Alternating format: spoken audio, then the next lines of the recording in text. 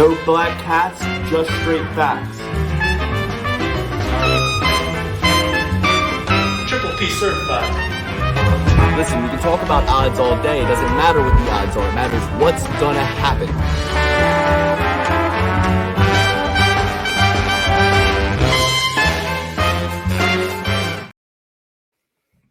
Welcome back to the show that gambles with you. That's right, the Perfect Parlay Pursuit, the show where we are hunting the perfect parlay every weekend, except last weekend when there was no UFC, no parlays, no perfect ones for us to hunt. But now we are back.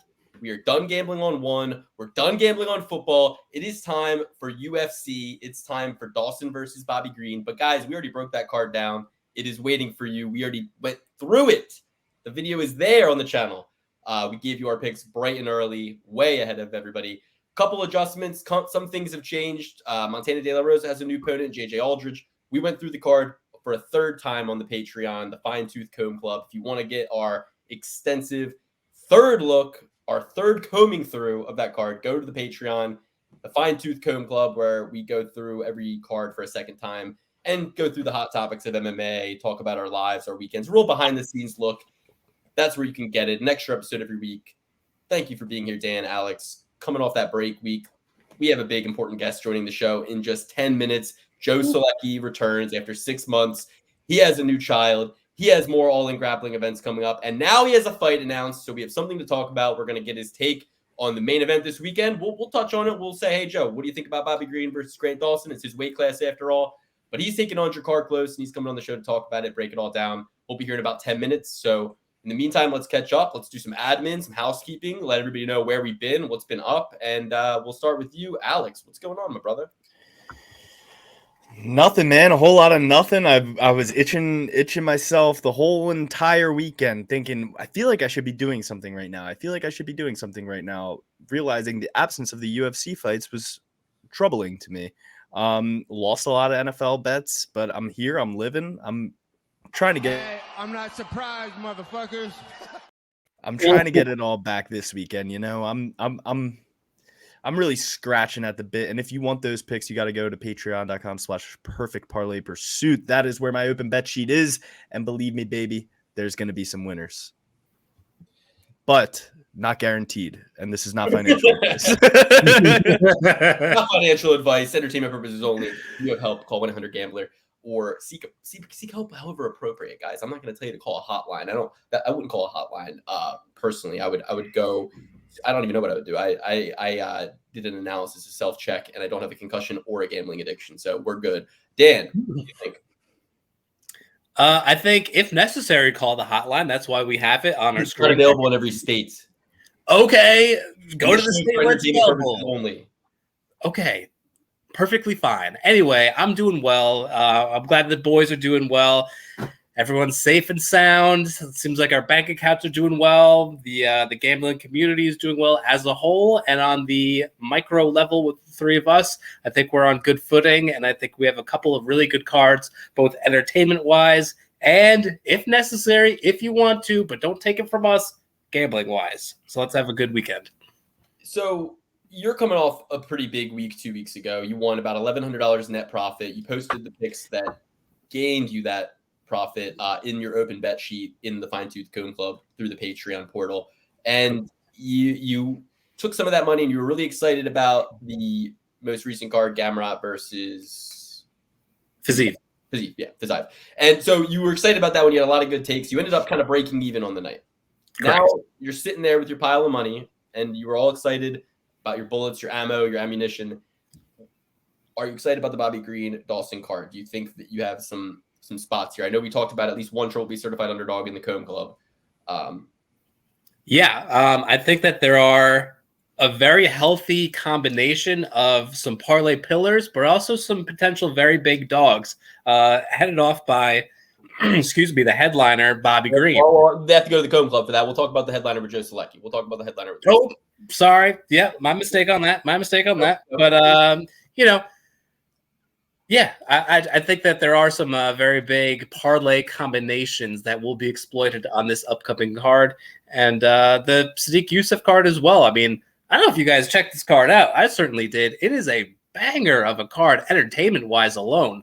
So I'm really looking forward to hopping in on that one as well. But we got some money coming our way. Yeah, we're going to take everybody through the audience. We're going to take you guys through Sadiq Yusuff versus Edson Barbosa. We're going to break down every fight, top to bottom, main card and prelims, a couple weeks ahead of time, get an early look at the action, early look at the lines. And then if you check back in with us next Monday, we're going to be here yet again, getting an early look on the following card. But if you join the Comb Club, we'll break down Sadiq Yusuff versus Edson Barbosa again the week of to see if anything's changed, any fights have changed, our opinions have changed, things like that. But really just give it another look. And I think that's what's led to Dan and I being above 60% in year 4, Alex coming up on 60% in year 4, and overall the Trophy Certified picks leading the way 70% in year 4 as they finished year 3. So we're doing great as a cast, pursuing the perfect parlay each and every week. And I'm all jacked up. I'm hyped. I feel like I'm talking too much because Joe Solecki's coming on, but we're going to talk to everything he's got going on.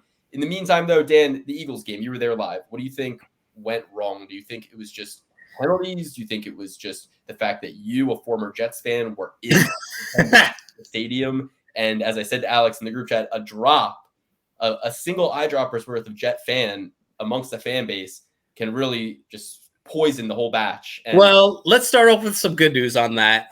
This was my first Eagle game ever attending. Okay. So the night before I said, you know what? I don't bet on any sports besides UFC. That's just kind of my golden rule. I know that if I venture out to anything that I don't really study, it's just going to end up in losses. But I said, you know what? I'm going to be there. Let me break out a little bit. I did minus 115 Devontae Smith, over 62.5 yards or 61.5 yards, whatever it was. And I threw the 115 on it. Of course, gets that amount and then some. Would be a nice extra $100, extra ammunition going into this week and the week after. As far as the game itself, listen, the team has 2 new coordinators, offensive and defensive. They're coming off of a Super Bowl loss, which traditionally historically has amounted to losing efforts in the regular season for these teams. I think they're working at the kinks, and the fact that they're 4-0, people are really overlooking that, but they haven't even hit their stride and they're still undefeated. So it's all positivity on my end here. They put up a large amount of points. They still have one of the best quarterbacks in the league. And I think the defense will get better over time. So I'm not worried whatsoever. See, Luke, Dan's new here. He doesn't really understand what's going on. He doesn't really understand that, like, just because you have a team that now wins because you had a team that was allergic to it before, and now that, the Eagles get some wins on the board, these are bad wins, guys. But the team's banged up. Hopefully we get some people back. Maddox is hurt. Need him back. Bad.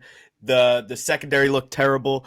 This guy, Sam Howell, they made him look like he was Zach Wilson or something. They made him look like he was the next coming of Jesus. He came in there. He looked like Pat Mahomes dotting us up. So we're in some deep doo-doo if we can't get the defensive kickings worked out. But luckily, that offense is high-powered enough that we can score with anybody. Yeah, I just think it's the winning mindset. It's Hurts and the leadership on the team and the fact that they can not break and they can reset and they just always seem to have it in them to put it together when it matters. So I think that they're kind of playing to the level of their opponent right now. And the Cowboys are doing what the Cowboys do. They're dominating the teams that we're not, but when it comes down to games that matter, the Cowboys always fail. So I think that when we play the Cowboys, we're going to get the win, even though the Cowboys have looked better against the same competition. No, the Eagles certainly played better teams.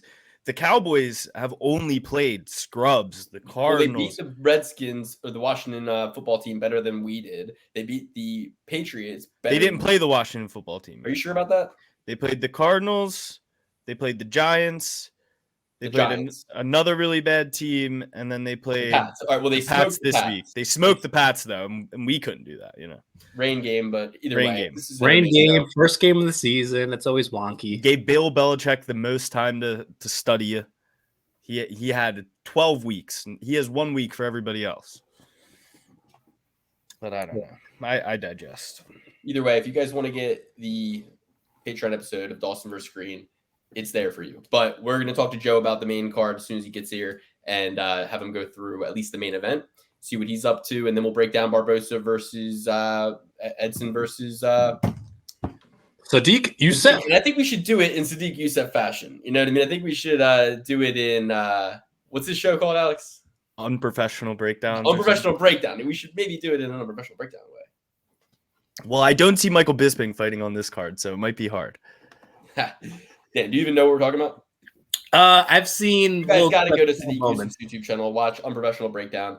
It's After you watch ours. and then you can add Money Moicano into your No, mix turn if this you want. bullshit off. This is so much more funny and so much more expedited. he He's done all the big. Well, he doesn't make like 90% of the picks, unless it's Michael Bisping. But granted, if we were noobs like everybody else who breaks down fights, and we went on the UFC page, we would also have a bunch of Michael Bispings and Ronda Rouseys fighting every week because Tapology updates the pictures. That's why we go to Tapology. We got to Tapology doesn't necessarily update the pictures. Parker Porter still looks like an absolute beast. Tapology ranges from a selfie to like the most professional photo you've ever seen taken in your life. It's like some of these people have Instagram model shots. Some of them have a picture that looks like a prison lineup. So, but we have a whole 11 fights to break down for that card. And like Dan said, it is stacked top to bottom. We got Sadiq Yusuff taking on Edson Barbosa, Jennifer Maia versus Vivi Araujo. We got Martinez versus Yanez. That's a mirror match. That's two young studs. We got Michelle Pereira versus Marc-Andre Barriault. That dastardly dog, Wonderboy, dodged that bullet. Dodged that underdog Michelle Pereira bullet that was coming for all of us. We were all going to eat. We were all going to cash that. And, Wonderboy tucked tail. He ran. And now we got Barriault a hammer, guys. And this is not a fight I'm excited about now. It's going to be a good fight aesthetically, but it's not going to be a good fight. It's not going to be a good fight as far as betting goes because it's just so unpredictable, right? We had a much more clear shot with Pereira's first opponent. We got other fights. Young studs, Saaiman versus Rodriguez. We got Gutierrez rebooked on this card. So we got a whole card to break down.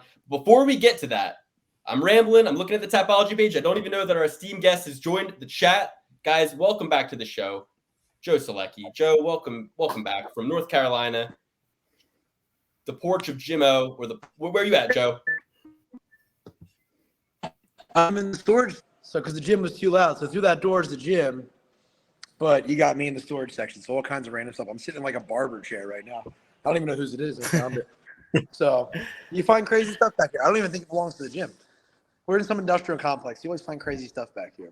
This was the quietest area that still had 5G. So we got that infamous 5G North Carolina Wi-Fi that everybody knows is some of the strongest in the country. Yeah.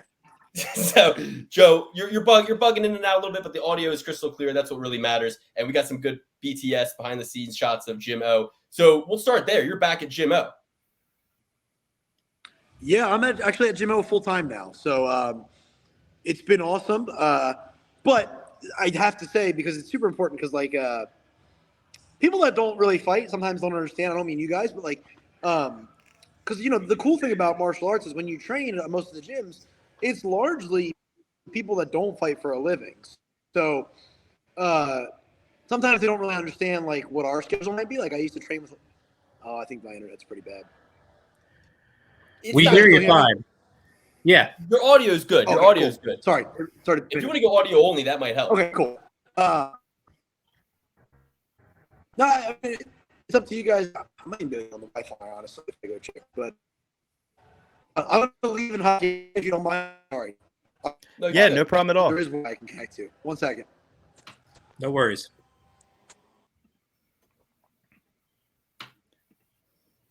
You heard it here first. Back at Jim O. Back at Jim O, and we get a little visual of it. That was pretty cool. Yeah. Like that.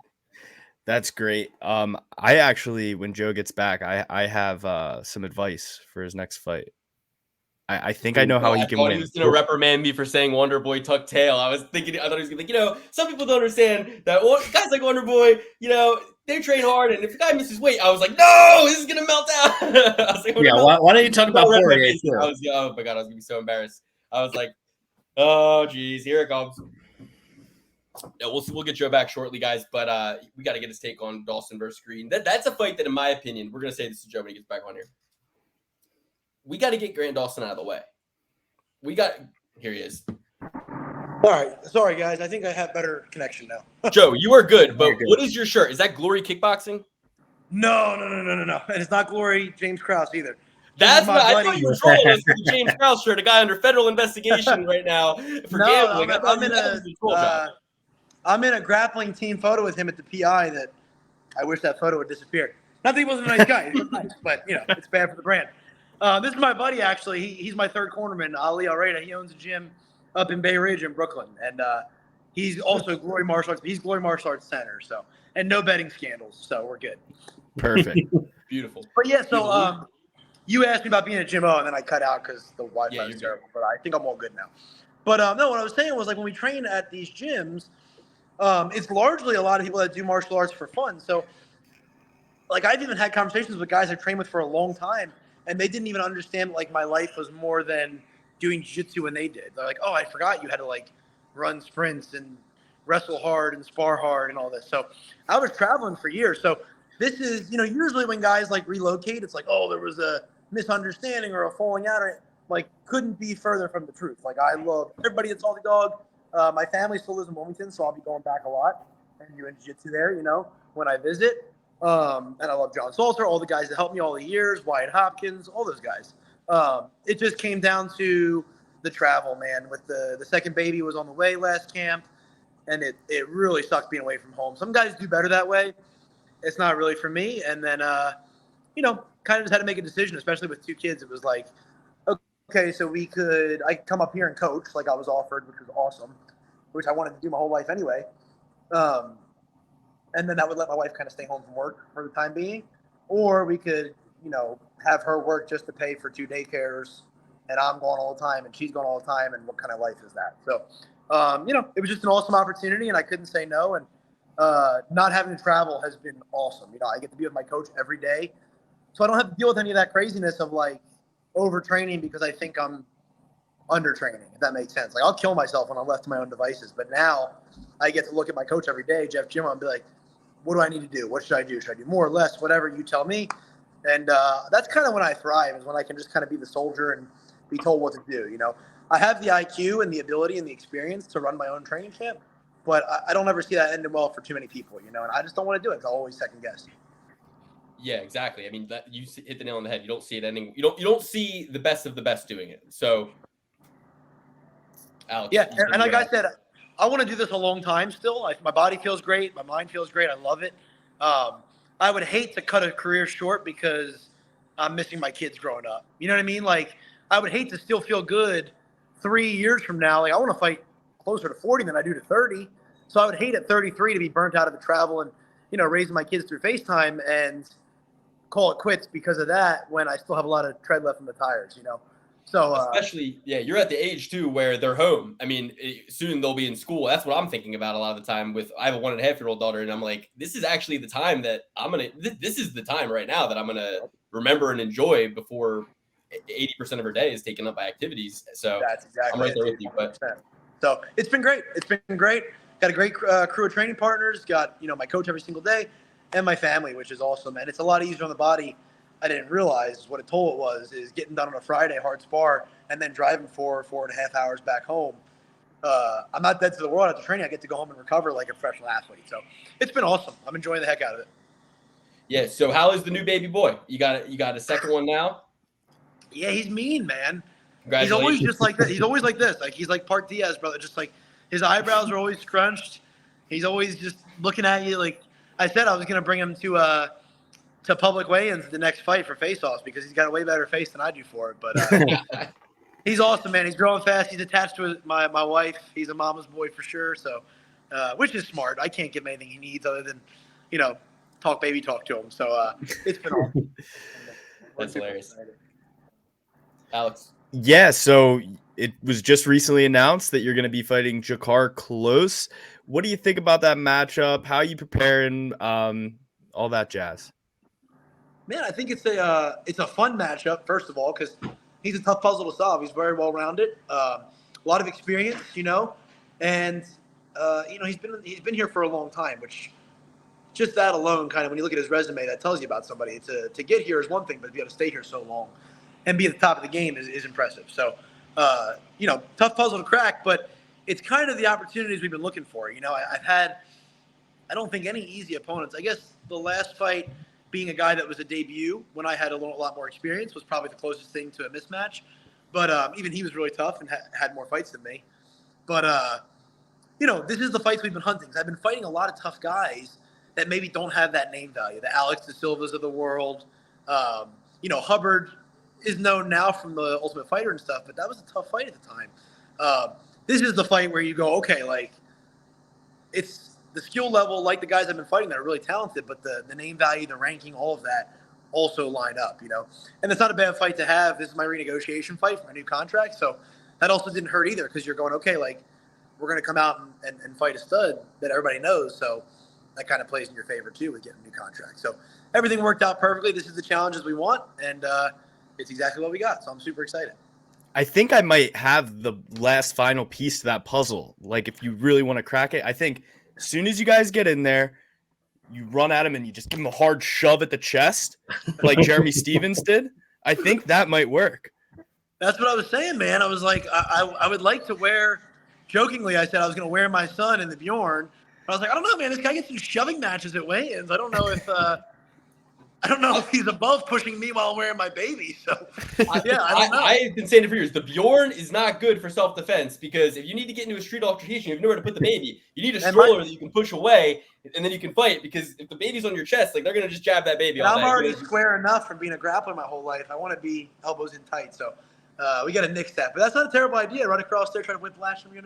We'll see. I'm glad we brought that up because I'm like terrified of Jeremy Stevens just like as a person. Like he's like I know he's probably a really great guy, but his on-screen persona has just like it's kind of like reminds me of Scott Steiner. When I was a little young kid and I would like watch professional wrestling, I used to be genuinely afraid of Scott Steiner. Like I was like, if I don't want to like meet this guy in real life. Like I thought that he would just be mean to me. And Jeremy Stevens just seems like the type of guy who would be mean to me, like in real life, just and in a fight, like stuff like that. Like the Josh Emmett fight was what really did it for me. Jeremy Stevens, when he smashed Emmett's face like that, I was just like, man, that's just cold-blooded. But that guy's he wasn't even remorseful about the push. He was like, he was completely in the wrong, dick move. Shouldn't have done it, and then just is like making fun of the guy afterwards. I'm like, dude, this is not the guy you want to fight. Like, that's the guy you would hate to lose to. But I'm not. I'm glad he's out of the UFC because he terrifies me. It's kind of good riddance because it's like it's almost like the trash talk wouldn't get in your head, but a guy actually trying to hurt you at weigh-ins and like, And I know he's going to enjoy it. He's going to be glad when he beats me. He's going to make fun of me after. That's a psychopath. That's a bona fide psychopath. But Drakkar Klose, like you said, it's that I'm trying to see on Tapology. I'm looking at the rankings and I'm like, okay, so this is a perfect transition into where we wanted to go, which is the main event this weekend. So you got Grant Dawson. Luke with the we, like he's in your corner or something. No, I'm saying maybe I said it wrong, but either way, I'm saying we got this weekend Grant Dawson versus Bobby Green, and I think like 3 episodes ago when you came on the show, we said we got to take out Grant Dawson.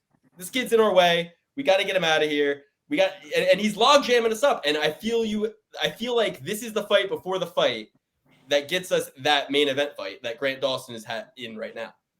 Yeah, I don't know, man. It's crazy. It's a lot of stuff has opened up now too. So, because we were managed by the same guy, the same team, me and Dawson, and I think Bobby Green is too. But I actually switched management recently too. So that kind of opens up different matchups that maybe managers might have shooed away. So it's all very interesting. I got to just focus on Klose, but this is an interesting fight. This is could be pivotal. There's always good stuff on the other side of beating guys like that. Who the heck knows? I thought Jim Miller would be off to the races after that. So you really can't count anything before it hatches because I beat Jim Miller, but it was kind of boring. So I feel like I got kind of tossed to the sideline for like 9 or 10 months after that. So this one is definitely one of those fights though. That's an exciting fighter. I think it has the makings of a fun scrap all over it. And, if we deliver, I think there's very good things on the other side for sure. Joe, real quick, congrats on the baby. Get that out of the way real quick. But obviously you're focused in on Drakkar Klose. How about the macro side of things? Because I'm looking at the 155-pound division. It used to be that kind of iron curtain where the top 15 was so tough to crack and get through. But now, I'm looking at it. And I'm saying the vast majority of these guys are coming off of losses, or, even like Gamrot's situation, guys aren't really giving him the credit for the win. Do you really look at that big picture and say, hey, I got this win off of Klose, this might be my avenue into that top 15, and, the seas are parting from there? How much do you think of that? I mean, dude, there's so many guys, and like you said, there's almost not rhyme or reason to it, right? So it's so strange because, like, you look at a guy like Saint Denis, who I was going to fight twice, and I think he is like 4-0, and I'm 5-1, and he'll be higher ranked. So it's all timing. It's all timing. It's all management.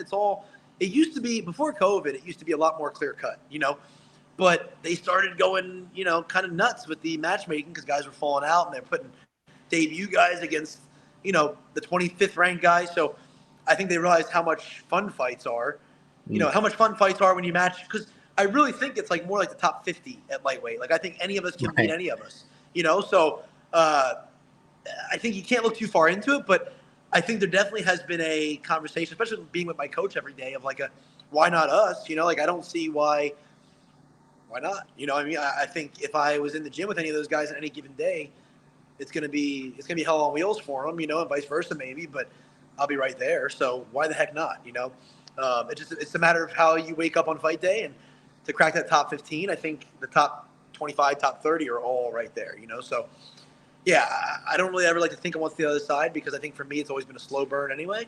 But I think I belong in there with guys like Drakkar, Klose, 100%. So I think this is a fight that, it's definitely warranted, and I think it's symbolic of, I definitely belong here, especially, if it goes the way we plan to.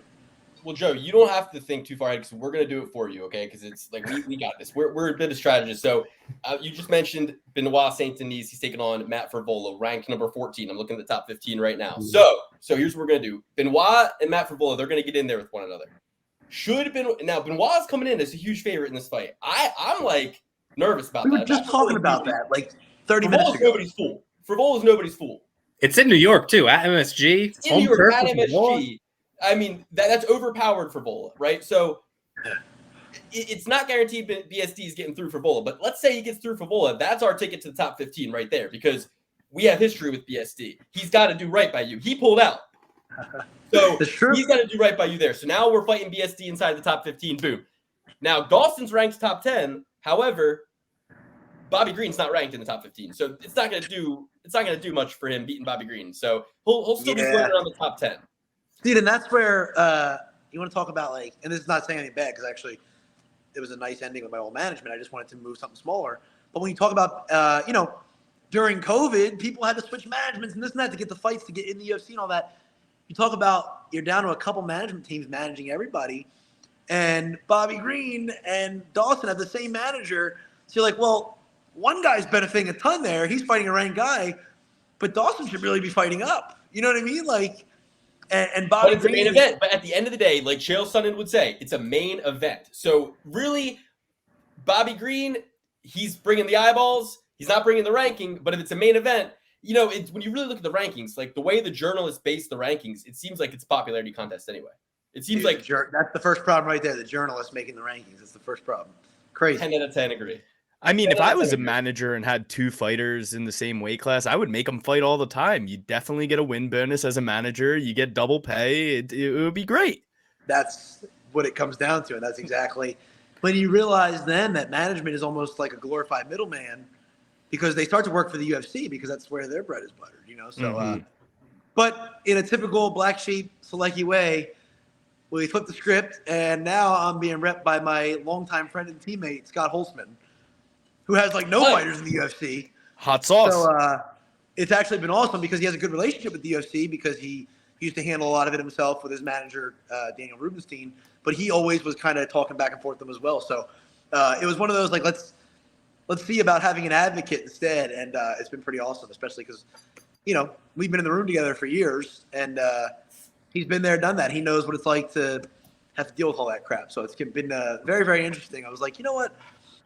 We're at a turning point. I'm changing location of where I live and all this stuff. I was like, this is the last, I'm calling it the second half, or what did I call it? The second act, because it's not the last dance. I got a lot of years left, but it's kind of my second act. Like, it's just, and it was really going, okay, like, how do I want my life to look with fighting, not so much like what's going to get me the most this or the best this or who has the most connections. It's more so going, who do I think I want around me and who's going to be an advocate, including, coaching and teammate and training, all that, but especially management, because I don't want to end up in a situation like that where you go, I think this might be benefiting Bobby Green more than it's benefiting me, and, I don't know, not to get off on a tangent, but No, something.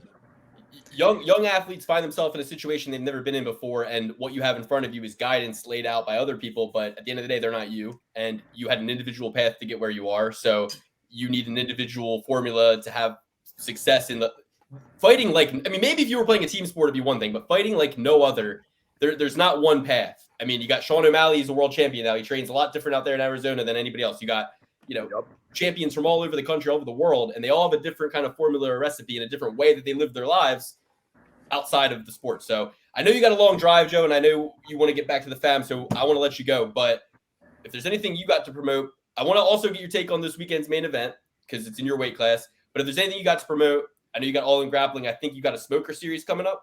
Yeah. We have not this weekend, but the following. So between big events, now that we're at GMO, they've been doing smokers with like kickboxing and MMA and stuff, which I came here, it was the first weekend I was here. It was the last one.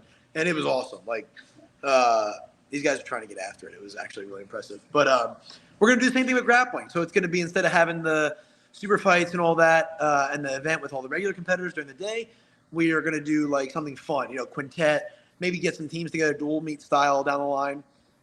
That'll be whenever we're not having the big event. So first one's going to be in the gym here, in the cage. We had a bunch of chairs, lighting, the whole thing bought in. It's going to be pretty cool. It's next weekend. So, other than that, just come check out the gym. Anybody that's around, we got I'm running the jiu-jitsu program at Gym O now, so that's been awesome. We've been calling, Solecki BJJ at Gym O is what we've been calling it, but it's part of Gym O. And it's been really cool, man. Really, really fun. It's been what I've been wanting to do for a long time. So getting to be here, working with guys, all walks of life, but also getting to work with some of these fighters that, didn't really have an interest in jiu-jitsu before. So it's been pretty cool to, kind of get started with them from scratch. So yeah, man, it's been awesome. So you're telling me you're going to be throwing like a wrestling match style grappling like jiu-jitsu event? Yeah, well, this one's going to be quintet, so even more so because it's 5 guys. You set your lineup, you go out there, and it's, winner stays. If you both don't submit each other, you're both out next and next and next.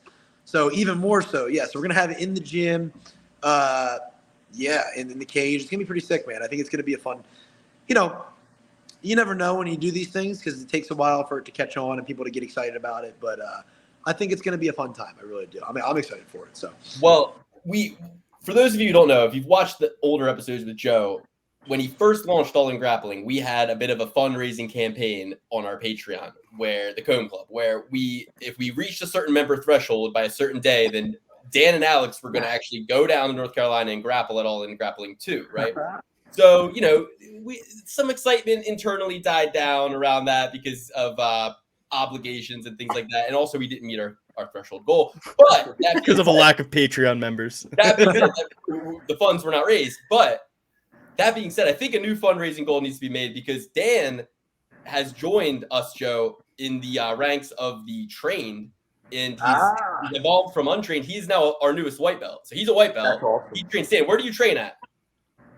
A lot. You don't need don't. I put it out there. It's out there. It's out there. What am I thinking? What was I thinking? We'll kick your ass any day. We'll tell Joe offline.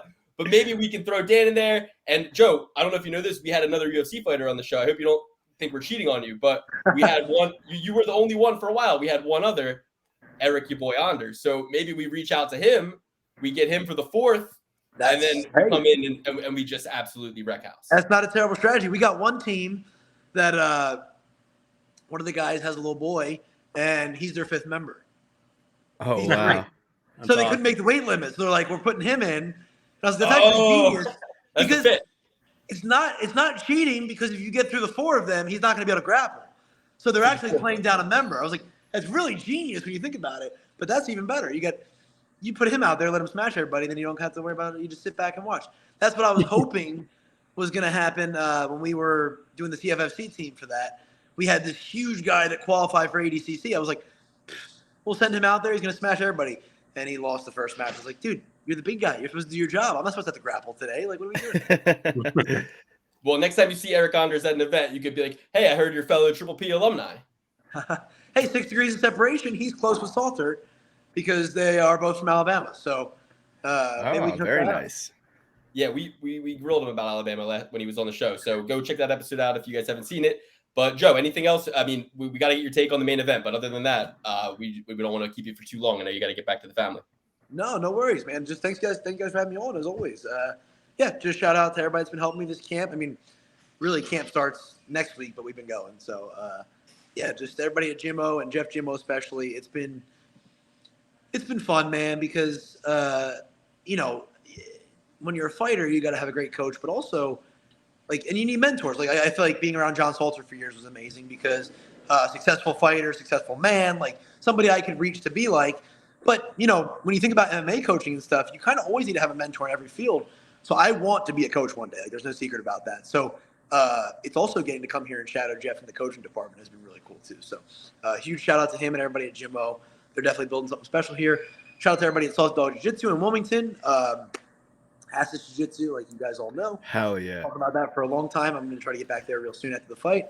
And, man, that's it. My family, of course, my wife's holding it down so I can, chase all my dreams. And I think the family is going to be able to come to the fight because it's not at the Apex, which is awesome. So, Oh, hell yeah.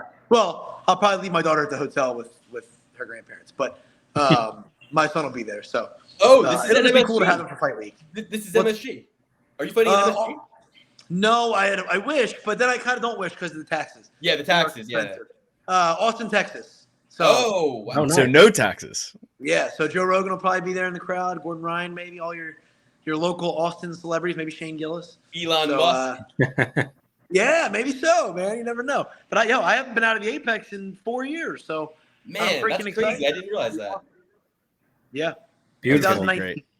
Yeah, I'm excited. It's been exactly that first weekend of December 2019 was when my debut, and the last time I fought out of the Apex, and now that's 4 years later. So I am super pumped. I really can't wait. Just every fight, you got something that motivates you different. I got a lot of things with the new baby and coaching and being here full time, all these things. But one of the things, I'd be lying if I said I wasn't excited about that pop walking back out in front of 15, whatever it's going to be, 15,000 people or whatever, and just that's what you visualize as a kid growing up. You don't visualize walking out in a crowd of silence. As much as I love it, I'll do it anywhere. I love to compete. But it adds a little extra oomph to the whole thing, a little icing on the cake. So super excited. I love it. That's Thank awesome. you so much, Joe. Before you go, Bobby Green or Grant Dawson, who gets it done this week? Don't place your bets based on what I say because fighting is nuts. It's the same reason Frivola shouldn't be a huge underdog against Denis because he can put anybody's lights out. I think Bobby Green can piece him up and be hard to take down, but Dawson is a tank, and if he gets you down, there's not as much room for error. So I will err on the side of the guy that can repeat something over and over again. You know what I mean? I don't think it's as unlikely that Grant Dawson gets Bobby Green down as I do Bobby Green stay off the ground all night long. You know what I mean? It's just going to take one. So I would pick Dawson, and I think by probably decision. But at the same time, no. Oh, my gosh. Never mind. Scratch that. Forget it. It's a 5-round fight. I'm taking Bobby Green. What am I saying? Whoa! Grant Dawson is big. He's so big. He gets tired. He does miss weight. And I actually really like Grant Dawson. He's a great guy. But I think he's very physically reliant. A little bit like Sean Brady. Where you go, dude, phenom, thoroughbred, all of that. But, man, it takes a lot of energy with those muscles, I'm picking Bobby Green. I'm doing the flip-flop, dude. I'm sorry, yes. No, I'll take don't be Bobby sorry Green by because decision. You did what 2/3 of this podcast did. We all came on here and we're like, except Alex. Alex was Bobby Green from the start, but we came on here and we were like, it's Grant Dawson. It's obviously Grant Dawson. And then slowly over the 3 weeks, Dan has switched to Bobby Green. Alex is on Bobby Green. You're on. I'm the only one who is sticking with Grant Dawson. I don't know. I agree with everything you guys are saying. It's like I can make a million cases for Bobby Green. I guess it's just so I don't know. First It's not out of the 5-round question. fight for Dawson. That's the thing. It's not out of the question that he's at ATT now. He's got great training partners, great coaching. I'm sure he can get there, but he's still he doesn't strike me as a technician. He strikes me as a bulldozer, and that takes a lot of gas. And it's just, in a 3-round fight, I would still pick him to lose the 3rd round, but I would say he controls him for 2, maybe a 10-8 round in there, and then he weathers the storm in the 3rd because Bobby Green is more of a volume puncher. But now in a 5-round fight, don't be surprised if he TKOs him in 4 or 5. Yeah, no, I can see. Now it. you're I speaking can my see it. language, Joe. I love it. A full All blown- in on Bobby Green. Love it. Joe, you're the man, dude. We could talk to you all night, but you got places to be, people to see, so we'll let you go. And Thank you, Joe. Oh, one last thing. Anybody ever told you that you look like Ilia Topuria? Have I been told that? No, I'll take that. That's a handsome son of a gun. Bro, I'm looking at your Instagram. I'm scrolling, and I'm like, this looks like Ilia Topuria. I'll take it, dude, because I tell you what, is like a couple times, especially like the last short story, then we'll go. We get back from the fight. I'm really banged up from camp. So it was either fight in June or wait till after the baby gets here, because at that point we kind of figured we were moving here after the baby gets here. My wife flip-flopped. I love my midwife. I want to stay here, and then we'll move afterward. Well, here's the thing. Halfway through, she goes, I'll take it. Is that With the sunset, I think is what did that's it. your screensaver, right? That's your background? No, I zoomed in as to not show your family, but I guess it's your public. Well done, Instagram, well so done. But, You're not as afraid of getting doxxed like we are. You're a public figure. But anyway, amidst all these months and knowing we're moving, I can't take any fights because I was hurt too close to fight in June. And then it was baby time. Like, I look in the mirror and, dude, the gray hair's there. I've got John Salter kicked me in the head by accident, split me open. Like, and I looked in it and I was like, oh my gosh, like I make Beneil Dariush look young. What has happened to me? I'm aging myself. So that was huge for my self-esteem. Thank you guys very much. And on that note, we can't top that. So I will take it. That's a handsome son of a gun. All right, Joe. We'll see you later, man. Good Thank- luck. Yeah, take care. Get on Thanks so tape, much. Joe. Have Later. a great night. Thank you. All right, dude. That picture. I was scrolling through. I'm like, that looks a lot like fucking. I thought you pulled up a picture of Ilia Topuria to pull it beside him. Yeah. That's funny. It's because he's got like the expression too in that one, you know. Yeah, he's got like this the smirk. Like I know something you don't know. Like Ilia Topuria. Yeah, always he's got the gives you. smirk. That Ilia Topuria classic smirk. So, dude, Woo! I am all pumped up. I'm so I pumped saw up. Alex making fun of me. I was a little flustered at the beginning. Congratulations on it, baby. Whatever. But hey, man, that's awesome. Always good to have Joe on the show. dude, you wind him up, let him go. He just talks and talks. Like it's like We love it. I love Good it. content too. Inside baseball type stuff. Talk about management and this and that. Gives honest takes. Great guest, great guy. Love to have him That's what on. I'm saying. Like you Tremendous. wouldn't like you the people who like I feel like Sean Strickland, Colby Covington, who like get the most like airtime with their interviews and stuff like that. You know, even guys like Bobby Green and stuff. It's like I feel like I love hearing that like type of inside like peel back stuff from Joe. Like, and I feel like he does it better than anybody. So yeah, what do we do now? I guess we have the whole card to break down. Jesus. Whew. Let's break it down, baby. Do you see what we do for you, audience? Do you see what we fucking do? We have lives, we have family, I got shit to do, you know, but we're gonna do this because we love it. Actually, I have nothing else I'd rather be doing. I don't know what I'm even saying. I'm fronting to the highest degree right now. But yeah, that's the path. Joe beats, you know, the winner of Frivola versus BSD, takes him out, and then we want to pick up an easy fight along the way. So we take Hooker, Dan Hooker, get him out of there, and then submission first round, easy. We want then- an easy fight. And then it's Dustin Poirier. Never meet your heroes. No, Joe's gonna. I'm gonna Sith Joe into destroying Dustin Poirier. All right, we got. This is inevitable. We have to slowly make him understand that his fate, his destiny, is to destroy Dustin Poirier for me and this podcast. Then go up and way to beat up Edith Gary for you. He'll be an underdog against Dustin Poirier. Because Dustin Poirier fans, they made Justin Gaethje an underdog. You don't think they'll make Joe Solecki an underdog? Dustin Poirier fans are like Robert Whittaker fans. They don't know when to quit. You know what I mean? So we get Dustin Poirier in there against Joe Solecki, and that's our retirement. That's our big fucking retirement cash out. You know, Dustin's gonna be fighting. He's got big bills. He's gonna be fighting. People who think Dustin's like done fighting or whatever, we got a lot more. That dead cat's gonna bounce, guys. That dead cat's gonna keep on bouncing. All right, we're gonna see a long and tropic journey to zero wins. That is. I just hope Dustin, and I hope either Dustin Poirier or Wonderboy Thompson break BJ Penn's record, so we don't have to have that. You know what I mean? Anymore. That stain. Wait, no, I think Sam Alvey did. Sam Alvey broke it. What's that? Most consecutive losses? Yep. Perfect. Longest winless streak. I think. Even better. We don't need anybody. Now Tony's gonna break that, so we need. No, So Tony's don't going to like- whoop Patty Pimblett's ass. I wanted to ask Joe about that, actually. I think Tony's going to knock Patty Pimblett out cold. He gets hit. Tony's back with the boys. Did you hear him on Ariel Helwani last week? No. Or yesterday? Quite honestly, I haven't listened to any Ariel in a long time, but I tried to give the Dylan Dennis interview a listen. I couldn't even get through it. Ariel is such a piece of shit, dude. Like, he is just the biggest, like, I don't even know how, he's a demon. He's just a demon. Luke, get real. If you had Ian Gary on your amazing MMA show, you would be doing the same thing to Ian Gary that Ariel was doing to Dylan Dennis. And you know you would. You would say everything that you could because you know he couldn't hit you. And Ariel was like, I'll press charges, bro. You know me. I'll press charges right away. You said I would. You accused me of being the person who presses charges. So guess what? If you hit me, I'm going to press charges. You should have did it anyway. The charges aren't that bad. They'd have you believe they're worse than they are. They're not that bad. I would think they aren't so bad. The problem is Dylan really isn't that smart. That's the problem. And he's just young. He's not like excessively dumber for most people his age. He's just, for the position he's in, he's not equipped. Like, you know what I mean? Like, but perfect example. He sits down for the interview, and Ariel's like, nice shirt, talking about the one that he had on. And he's like, oh, you should see what I got underneath. Oh, no. He started to say, you should see what I have on underneath, and then buttoned it up, but didn't. You know what I mean? And he did say it, and then he realized, he was like, oh shit, save it. You know, he can't help himself. Like, he's like, just gotta get it out. Like, you know what I mean? It's like, he can't yet. He's like Colby Covington, same exact way. Colby Covington really isn't good at media. You know what I mean? He says the wrong thing. He flubs words. All his lines are canned, and he still can't get them out properly. Dylan, Colby, same. You know what I mean? Not good. Like, they know how to do it, but they don't know how to execute it. You know what I mean? Right. Which almost adds to it. It does. In Colby's case, it really does. You know? Yeah.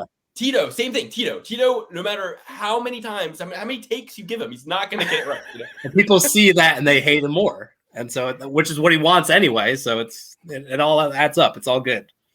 Dude, like, there's compilations of Tito, and it's just like, it's almost like you said, it's almost like he's trying to mess up. Like, because it's the same kind of way every time, you know? Like Tim Heidecker, when he makes his characters, like, and he does that sort of thing, like he has this one character where he'll just get like, every time he reads somebody's name, he gets it wrong.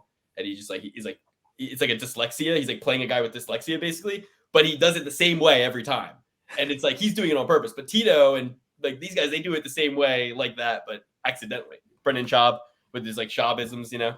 Yeah. It's funny because nobody will ever be able to top Chael with like having the line beforehand and delivering the line as it comes. Like, yes. And Chael, never but Chael will mess up everybody's name, and I'm pretty sure, guys. I hate to let you in on it. I think he does it on purpose. He does do it on purpose.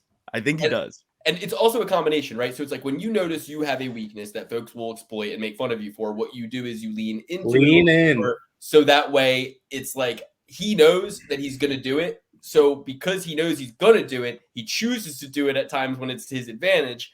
And then when it happens accidentally, you can say, no, I do it all the time accidentally. But it's like, yeah, you do it accidentally, but you do it on purpose too.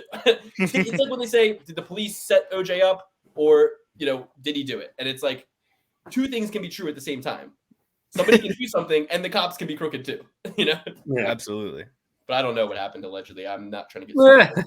I fucking love OJ. You can do whatever you want. I'm kidding. Read his book. Read his book. If I did it, I don't know. So anyway, we got a whole card we got to break down. There's so many other hot topics I want to discuss in the Comb Club next week. That video of Chris Curtis with Ian Gary. I know we talked about it once, but I feel like it needs to be brought up again. Like, that was the softest shit I'd ever seen. Like, and we gotta. Ian Gary hurt you. That's all. And then you like pretended to want to keep, like, that was all so terrible. It was just like they posted that thinking that it was cool. Like, what a cool thing. No, Ian Gary posted it. That's what I'm saying. No, Yeah. Ian Gary posted it like, I'm a good guy. I just hurt Chris Curtis and then made him stop fighting me. And then he sold Curtis on it. Like, it makes you look tough, you know? Mm-hmm. But my point is, it's like, did you see Chael talk about the Ian Gary versus Vincente Luque thing? What did he say? Give it to me. Dude, he basically accused them of having sex with each other. Dude, you gotta watch it. There's two good Chael videos you gotta see. It's the one of him calling Josh McDaniels a crook and a corrupt individual. I love that. I hate McDaniels now. And Chael was right. McDaniels should be investigated for point shaving in the Dolphins versus. Was it Dolphins versus who? Yeah, the Broncos. under 70. Yeah, he should be investigated for point shaving. And then it was the video talking about Ian Gary. Like, Chael is on Ian Gary's ass, dude. He is doing the Lord's work. He's doing yeoman's work for me, dude. He's like, he is fucking making hay while the sun shines when it comes to Ian Gary. So, but you've not seen any of these videos that I send you guys, so we can't talk about them. So You didn't send that. I did. I sent both. Okay. Well, the Chael one I probably didn't send. Okay. You sent the McDaniels one for sure, and I watched that one. But I don't think you sent the Luke A. Ian Gary. You send these things in the wee hours of the morning, like 3 o'clock in the morning. What are you doing up? You got work? Or I do not. And then I text at 1 a.m. asking a real question. And I saw you Well, said, "Oh my God." that was also out of He bounds. tells me I That was need to also out of bounds. That was out of bounds. It was out of bounds. How Like, is that Alex out of bounds? And it's concerning because I'm like, why is he still awake? Why is he thinking about this? Why is he not just Googling it? I don't know. Like, We're getting a little too inside baseball. This is Nobody video. understands. it says, yeah, let's move on. But it said the video was Chael Sonnen, Ian Gary and Vincente Luque's weird audio message, ... Why? It's what it's called. And then there's another one right after it. The dumbest idea in the history of fight promotion, Ian Gary and Vincente Luque. 5 days. They're from 5 days ago. Go watch them, guys. Guys, if you're watching this channel, you need to be in the Comb Club. You need to be a subscriber, yearly subscriber, not monthly, yearly in the Comb Club. And you need to be watching Chael Sonnen every video he puts out. You got to be watching him. You got to subscribe to MMA Guru. And there's a fourth that I'm going to tell you about in the Comb Club, but I can't say it publicly.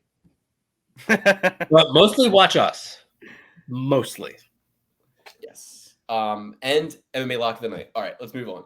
Yes. First fight, we have got to do this. UFC Fight Night, Yusuff versus Barboza, 11-fight card, early predictions. If you want the Grant Dawson versus Bobby Green picks, we already did a free episode for you and a fine-tooth comb run through in the Patreon. Go look at them. But for now, we got to start at the bottom. Yep, twice. We're going to start at the bottom, work our way to the top. And the first fight is a rebooking for our boy Chris Gutierrez, who is set to take on Montel Jackson. Montel Jackson, everybody's darling, everybody's favorite, the favorite that everybody's going to tell you to bet on. However, I was starting to sniff that he was going to be the, as Cody Safdie would say, the apple pie shitter. So what I did was I thought this, and then by the time I looked at the card, the fight was already canceled. So I took care of it for us. I erased it. It's gone. But now Chrissy G is going to fight the following weekend against Alatengheili, one of these Apex China Mongolian Knight kind of guys. He's at fight ready now. I don't know if he was actually at the Chinese PI, but he's Chinese though, and his name is the Mongolian Knight. And that he trades with our boy Santino. He's at fight ready. He's at fight ready. And listen, I love Santino. He's been on the show, friend of the show, but fuck his guy. I'm taking Chris Gutierrez. Let's go. Alex, you have a hot take on this one? I was just kidding. But I don't know. I kind of want to hear what you have to say. I can be swayed either way right here. I mean, Chris Gutierrez, he's going to have he's going to be the bigger guy, pretty sizably. He's 5'9" versus Haley's 5'5". Throws a lot more volume. Obviously, the leg kicks are always up in factor here. I like the fact that he was actually, raring to go for a fight. We don't have odds on this one quite yet. I think that's good for me. I think it's good that I don't see the odds. I'm going to go with Chris Gutierrez. He's coming off of a loss, I do believe. So I think this is a nice little bounce back opportunity for him. What do you say? I want to point out that Alatengheili, wasn't on the card. Oh, sorry. Yes, he was. He was on the card originally against Hani Yaya. Ooh. Yeah, it's not that doesn't move the needle for me, even though he's not a last minute fighter. I still like Gutierrez. He throws like 2 more strikes per minute. I'm looking at here and gets landed on way less, 2.76 to 4.58 for Haley Alateng. So offensively and defensively, the stats are looking mighty fine for Chris Gutierrez. And I want to say, he's got 8 losses, Ali Alateng. So it's like, what's one more? When I see 8 losses, I go, what's one more? Yeah. It's like he's done it 8 times. He's bound to get to 10, double digits. Yeah, I look at both these guys. Chris Gutierrez obviously has the higher level of competition that he's fought against. Alatengheili, though, 4-1-1 in the UFC, like go being positive after 6 fights in the UFC is a remarkable feat. But then you look at Chris Gutierrez, he's only been in the UFC since COVID. He was one of our COVID darlings, one of the first guys. I was on an interview with him once that I didn't get to speak in once. So I guess it wasn't necessarily my interview. But Not at all. I guess I just watched somebody's Instagram live who didn't know that you couldn't add 2 people to an Instagram live at once.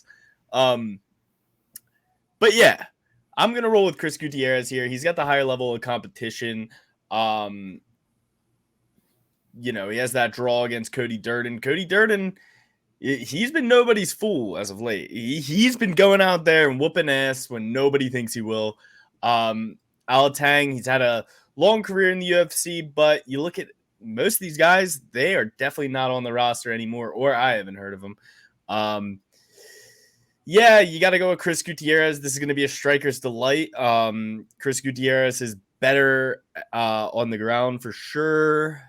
I think he has the better striking. His last loss was to Pedro Munoz. We all thought he'd get the job done. We thought Pedro Munoz was Frankie Edgar territory, but Pedro Munoz, people made an argument that he beat up on Marlon Vera in that last fight on the Sugar Sean O'Malley card. And then before that, he lost to Honi Barcelones on the Ultimate Fighter finale 28. So those two guys are pretty tough as of late. So I'm going to roll with the dog here, Chris Gutierrez, El Guapo. We've been riding this horse for a while. Why not stay on it?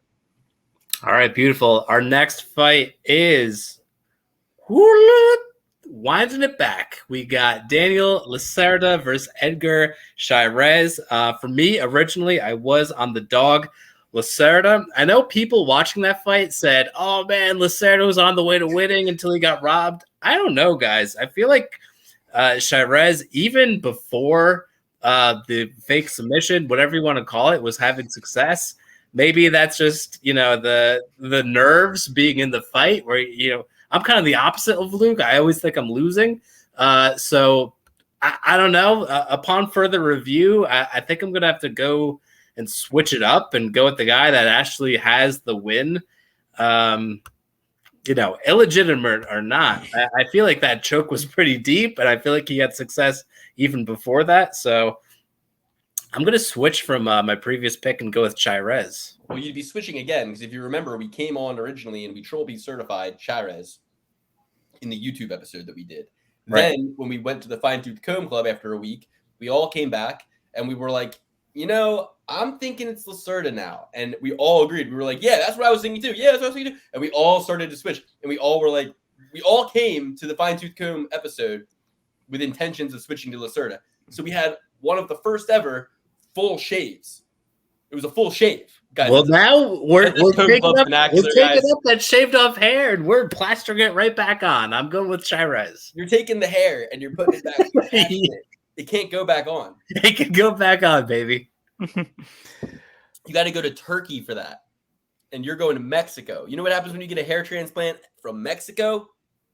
You get a staph infection. So what do you think about the next Conor McGregor, Luke, Lacerda? As you have propounded. McGregor, he's got to win. He's literally got to win eventually. No one as young as he is, no one who has not already had a career in MMA can lose this many times in a row. Not since, let's think about it. Who was that guy?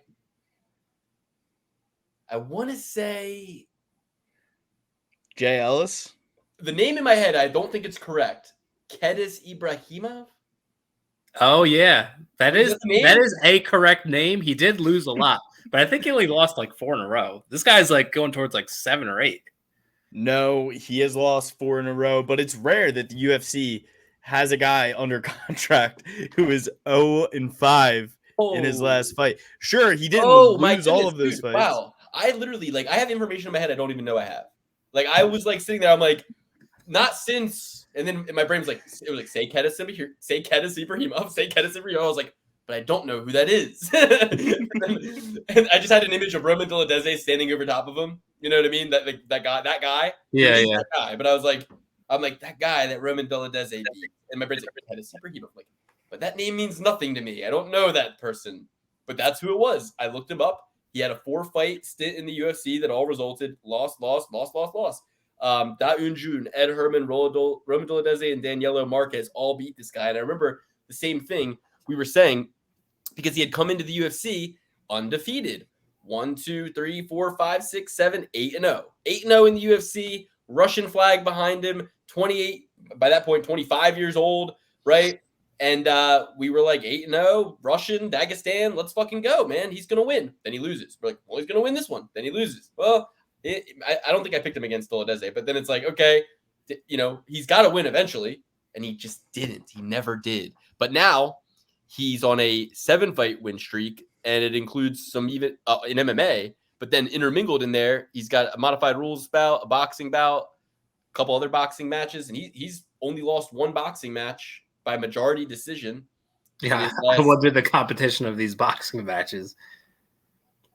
Look, I don't know, dude, but I'm just saying, I'm trying to give the guy a bone here. I'm saying that he did go 0-4 in the UFC, but he's put together an impressive streak since then, and maybe he deserves another look, like Modestus Lukaukis. Okay, so, Kedes Ibrahimov, you son of a bitch. All right, so, no, shout out to Kedes Ibrahimov. You're doing well. Impressive streak you're on. Let's get you back in the UFC. So Lacerda, I'm sticking with Lacerda. It's a roundabout way of getting to it. Yeah. Let's get into Kedes Ibrahimov, a guy who went 0-4 in the UFC and was bounced. Yeah, let's start talking about him. Lacerda isn't this guy, man. Lacerda wants to win, and I saw that in the last fight. He got Chairez to the ground. If you can get him to the ground once, he can get him to the ground again. Chairez isn't going to be able to improve his wrestling between then and now. I think Lacerda takes him down, gets him down. Do you get paid for a no contest? Isn't it technically that no contest was ever held? That's how they treat it. Ooh, I think you would probably get your show money now. But there was no contest there. I understand the wording, but if they were to actually not pay them when they actually did physically show up for their show pay, that'd be pretty low even for UFC standards. The UFC, see, I don't like what you said there. That was an Errol Hawani move, even for UFC standards. I don't like what you said there. I think the UFC I think the UFC set the standard, and there is no other standard except the UFC standard. You think Bellator pays more? You think PFL pays more? You think one championship pays more? They don't. They definitely don't. They don't. They I don't know. I don't know for sure. I would, and even if they did, yes. Bellator can't even keep the lights on at this point. Bellator can't even keep the fucking lights on, Dan. So even if they did, it goes, well, that's the problem, because there you go, they're closing down. And I think Pride paid more. Championship can't even decide what the fucking rules are. They're too busy saying our fighters are heroes. They really do. They really do that, like so honor and respect about that shit. Miss me with that shit. Oh, so it's about honor. How come I watched a mixed rules bout where you got one girl, limited skill set, so that she can be in this match against this other girl who I guess doesn't know jujitsu or something? I don't know. It's like, what's with the mixed rules? No mixed rules. If it's about honor, then we got to honor everyone's preference to how they fight, and we got to show the beauty. And no, we're not doing specific things. I thought you were just a fan of the Rotatang versus Mickey Mouse. I like Muay Thai. I like Muay Thai because it's pretty much the closest to Lethway, which would be the purest, right? It's like, I like Muay Thai, but I'm saying I don't like when you limit stuff within striking to give one person an advantage. So the whole Francis Ngannou, Tyson Fury thing's kind of whack for that situation. The McGregor Mayweather thing's whack for that situation. It's always whack if Logan Paul, Dylan Dennis, whack. Like, it's Nate Diaz versus Logan Paul. That one doesn't come first to your mind. Jake Paul said I'll fight him in MMA. So, he said he'd fight him in MMA. He said it. Have you heard any news? I think that's on Nate. Yeah, well, that's the stipulation. Like, Nate isn't going to fight in the PFL because he still thinks in his mind that there's a way he goes back to the UFC. Yeah, Nate's not trying to do business with anybody but himself or Dana White. Simple as that. So, and Nate's just on his own timeline, his own schedule. He's not Nate views it from the chess master perspective that all options are on the table to be entertained as always. Like he's like nothing's going anywhere.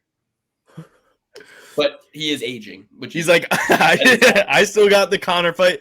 I'll fight Conor at 63 years old if I have to.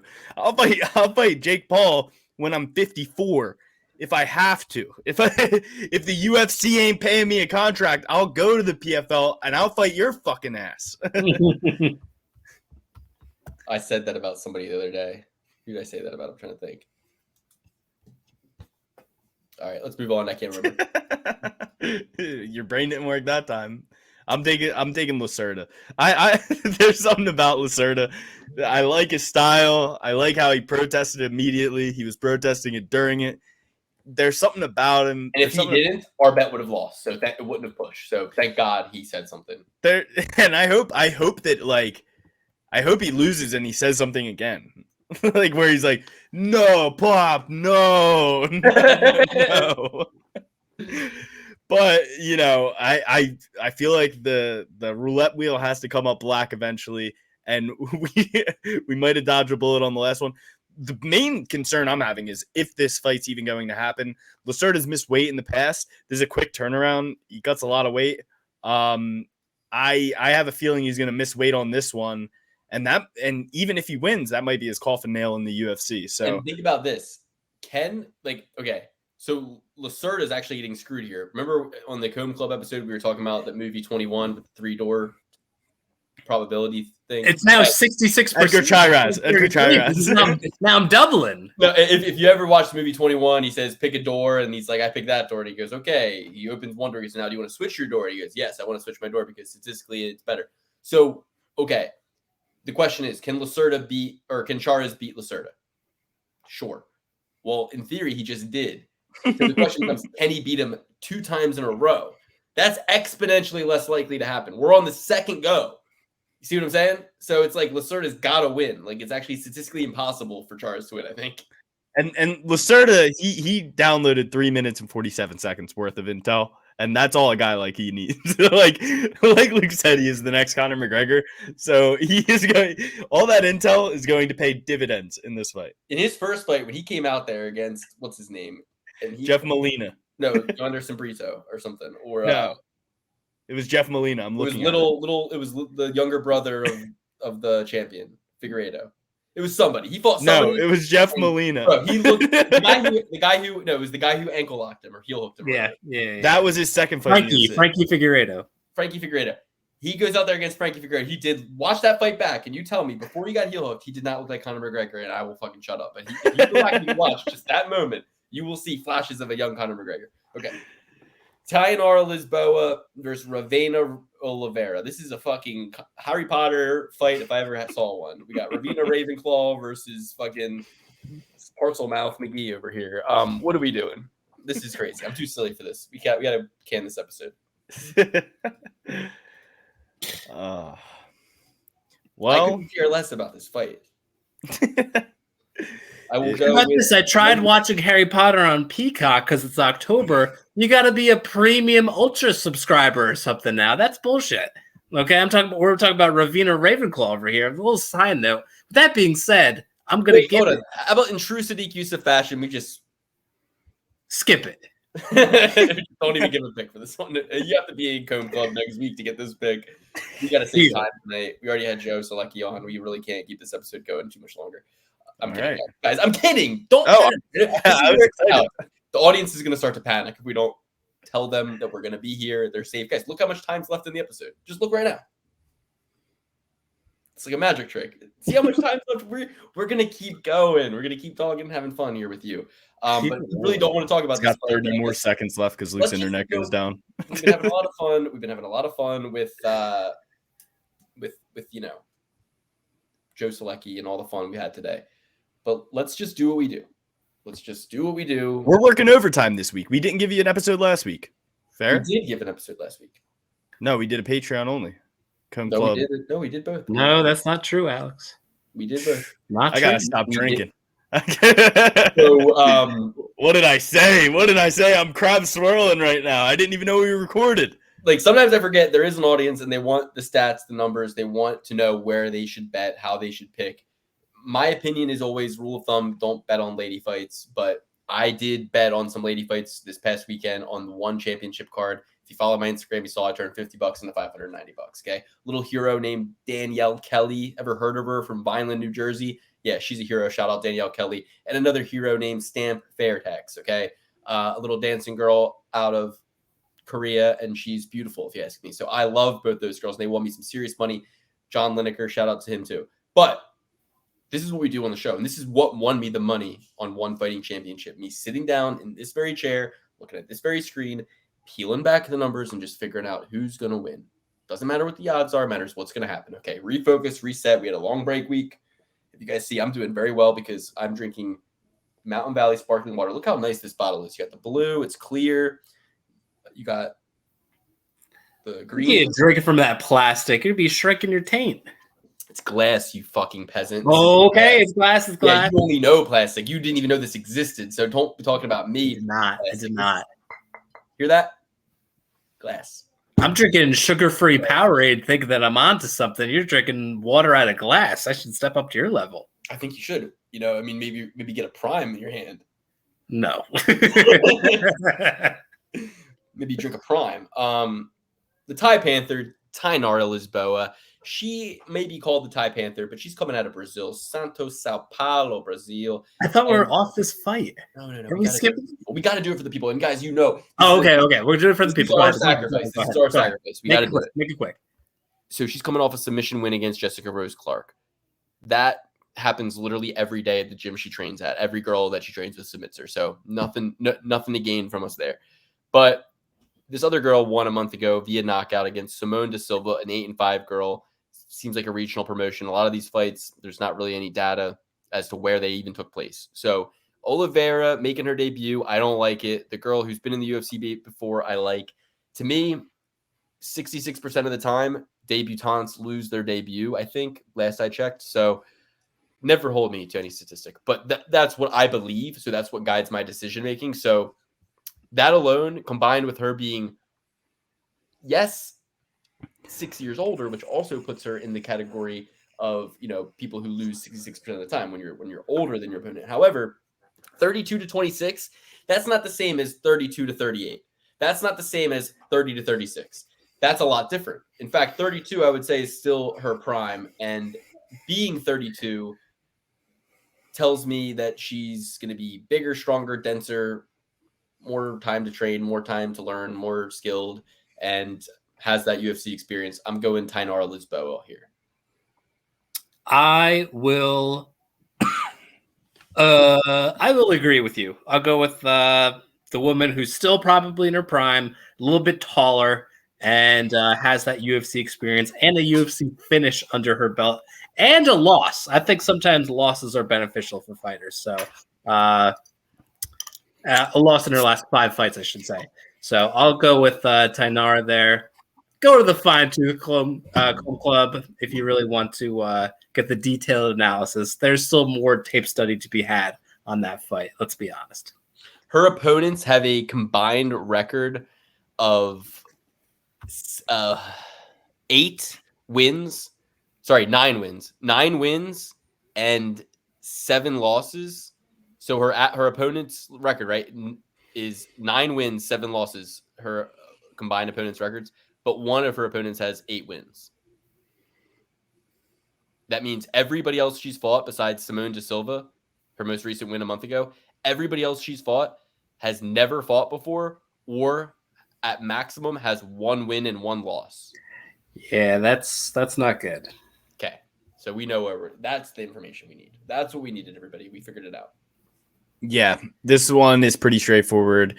I got burned last time on. Sorry, I gotta say this, Alex. Tainara Lisboa's opponents also have either never fought before or are Jessica Rose Clark. So no new data there. Well, she had a Muay Thai match against Valentina Shevchenko. Who did? Lisboa? Yeah. Guys, this is why you watch the show. No one else is telling me that.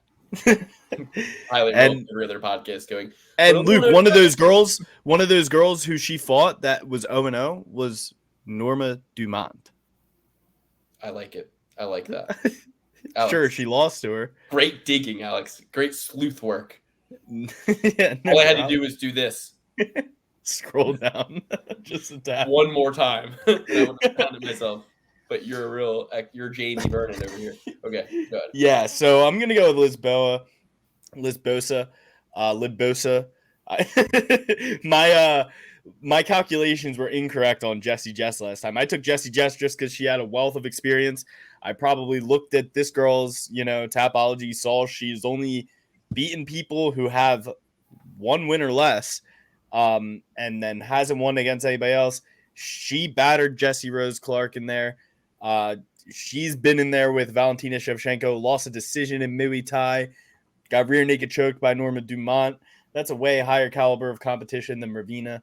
But hey, maybe, when Ravina's 32 years old, we're going to look at her record and be like, oh, well, this chick fights in the UFC now. She, they were just at the beginning of their career. But like, what are you setting a girl up who's 5-1-1 up against somebody who's never fought before? Like, that doesn't make any sense to me. So they're obviously padding this record. They're treating her like a boxer. They knew Simone Da Silva. She's wearing her cheetah print bikini on her Tapology. She's 17-27. She's a jobber. So we're going with Ravina. No, I'm in Lisboa. Yep. So Trophy certified Barboza? Yes. Yeah, and I think if I angle this properly and stack it with books, It looks like we're next to each other. It'll look like we're right next to each other. Like it already kind of does. And I think if I just properly take this out and like stack it with books, then it would actually Hey, you get your damn hands off her. connect here. Touch my finger. Oh. Like Michelangelo's Sistine Chapel. So Darren Elkins versus TJ Brown. I'm gonna keep this simple on my end.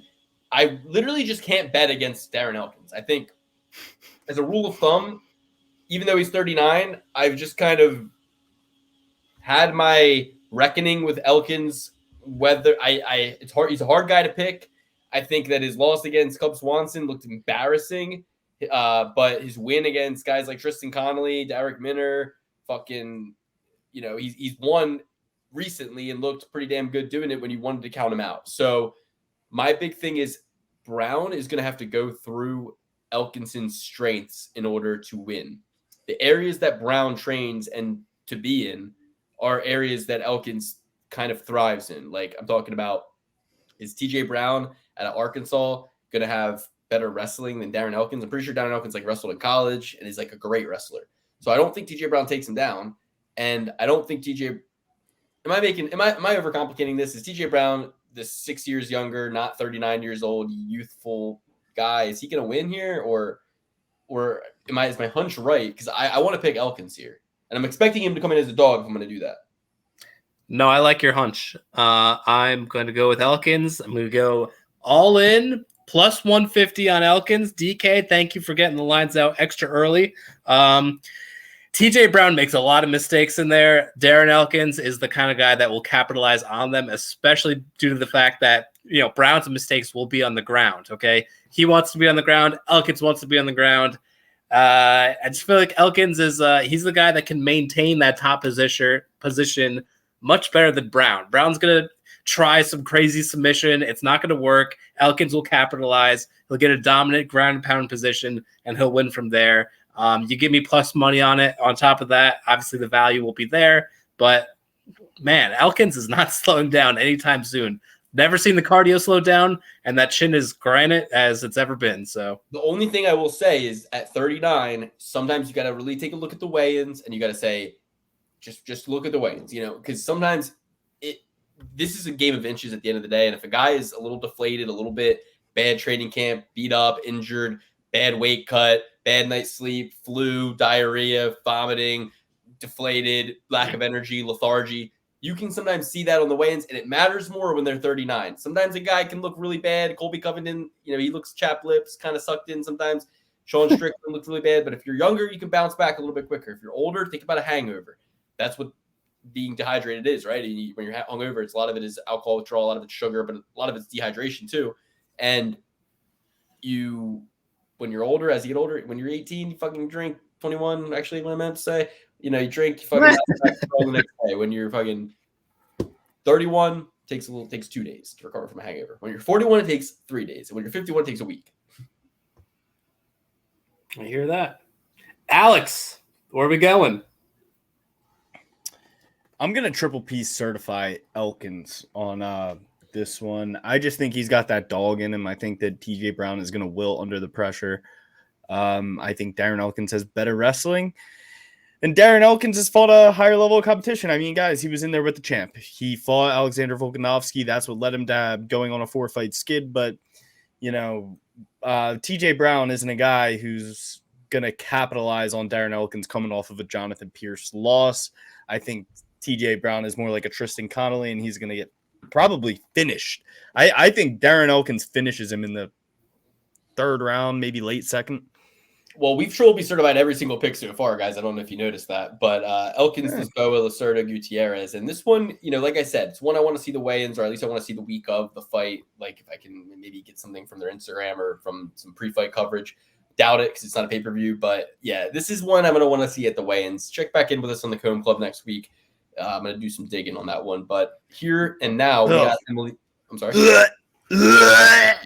This fight fucking sucks. No, it's not. It's so cut and dry. It's such easy money. Emily Ducote is going to be whooping Ashley Yoder's ass all up and down. And I've been an Ashley Yoder supporter, okay? I've picked her multiple times. I'm done with her. I think Emily Ducote is on the rise. She had that I forget who she fought. It might have been who is the older woman. She's on the commentary desk. Angela Hill. Angela Hill. She had a very bad performance against her, but since then, she's been bouncing back very well. I feel like this is a layup fight. She lost her next fight. She lost her last fight. Doesn't matter. Shut the hell up. She's going to win against Ashley Yoder. In my mind, she was doing well. Maybe it was a good performance, but she just ultimately got the loss. Okay, who will get their 9th loss? You guys know what I say. When a fighter has 8 losses, what's one more? Well, these ladies both have 8 losses. So what was that? What were you about to say there? These brilliant, beautiful bombshells have not 8 losses apiece. So one of them will inevitably get their 8th loss, or it'll be a draw or a no contest. But I think Yoder is going to be so motivated. What do women care about? Aesthetics. What looks very bad aesthetically? Having more losses than wins. She is a blonde woman. She's good looking. She cares about her aesthetic. It's obvious. And she doesn't want her aesthetic to look bad. This win matters more to her than anything. It means finishing her career, or at least right now, having more wins than losses. That's really all that matters. Your kill to death ratio at the end of the day. If you fucking have a lower kill to death ratio in MMA, then you failed. That's the only thing that matters at the end of the day. So I'm going Ashley Yoder, but I don't love it. Like Alex said, I'm going to go to the bathroom because I need to throw up. I'm going to ride with Danny here. I'm going to take Emily Ducote. There we go. Not for any reason, just besides Ashley Yoder has more tape that I've seen all the bad things in her fights. So, excuse me. Maybe I just haven't been exposed to enough Emily Ducote. Not much of an Extreme Fight Night guy, not much of an Invicta guy, not much of a Bellator guy. So when I see, her coming up here against Ashley Yoder, I've seen all of Ashley Yoder's downfalls. I've seen how bad she is. There's no way my money's safe if I put it with her. So I'm rolling with Ducote here. But like I said, this could burn me because I haven't really seen all that much of Emily Ducote. And what I have seen, I have hated every second of. Whether it be the Jessica Penne win, whether it be the loss against Angela Hill or Lupe Godinez, everything I've seen out of her, I absolutely hate. Dan, this woman actually lost to Kanako Murata in Invicta, split decision. Oh, good to know. Good to know. But without further ado, the people's main event of the evening. Man, 3 out of the last 4 ladies. I know. We should have just got them all out of the way. So, we should just rile them. We should take all of the ladies' fights. We should just do them rapid fire at the end or the beginning. We should save them all and then do them rapid fire like, You know how like on the NFL shows they'll like go into depth about a few games and then just be like, all right, rapid fire on the rest of the slate. Like nobody wants to fucking talk about the Jaguars. How about this? Okay, we'll count down to 3, and when I say 3, 2, 1, 0. No, I'll just say 3, 2, 1. 3, 2, 1. Then you say the last name of the woman you're gonna pick. Okay. Perfect. You got all it? right. Well, let's set the table first. Arena Alekseeva, Russian Ronda versus Melissa Dixon. Correct me if I'm wrong. Is Arena the one that missed weight and shaved her head? Yes. It is. Okay. Yeah. All right. 3. Last name, remember? Uh-huh. Well, okay. This is my last name is pretty hard. All right. 3, 2, 1. Dixon. Alekseeva. I'm kidding. I'm going Alekseeva as well. I just thought that'd be funny to say that Dixon funny. was hard to pronounce. Yeah, the Russian Ronda, she's got the promotional backing going on here. She's got the Russian history, the Russian heritage. Also, backing her in a fight like this. I feel like, Dixon, what is she? A Molly McCann wannabe? Get out of here. Like, come on now. I see an armbar coming a mile away. It's listen, I'm not going to bet it by submission or anything. I'm not even going to bet it at all. But if you're going to take my pick, Alekseeva is the pick. Yes, I'm going with Russian Ronda as well. But if you guys remember correctly, I think she said this in one of the interviews. She said, they used to call me Russian Ronda when I had long hair, but now I look like Henry Cejudo. Hilarious. Sense of humor. Important. Absolutely. And there's just like women look for in guys, there's nothing more attractive than a sense of humor. So Yeah. I think she comes into this fight, she misses weight, and then she beats Melissa Dixon by refusal to fight, just as she did in her first fight. She beat somebody by refusal to fight. Russian Ronda. She's got an edge to her. You guys both settled on Ducote, and now we're going to triple B certify Alekseeva. Ducote. I originally had Ducote written down. I had to erase it and write Yoder. It is what it is. I guess in theory, every pick has been triple B certified. We've been on the same page, at least at one point or another. But I'm switching to Yoder officially. Chalk boys in the house. We don't even know that everybody was a underdog. I think Elkins is a dog plus 150. Yeah.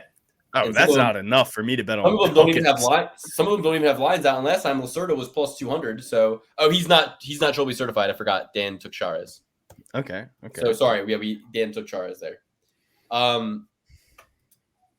Cameron Saaiman versus Christian Rodriguez, a youthful young stud fight. Really, I'm taking Cameron Saaiman. I think they're both hammers, so I wouldn't be surprised if either one. It's a hard fight to call, but Cameron Saaiman, I kind of counted him out in the past. I didn't pick against him, but I was like, he's way too chalky. He's not going to perform. And then he gets finished wins. So until he comes up upsetting me, I'm going to go with him. And I think this line will be a lot closer if people respect Rodriguez the way they should. It's a coin flip to me. I'm going with Saaiman.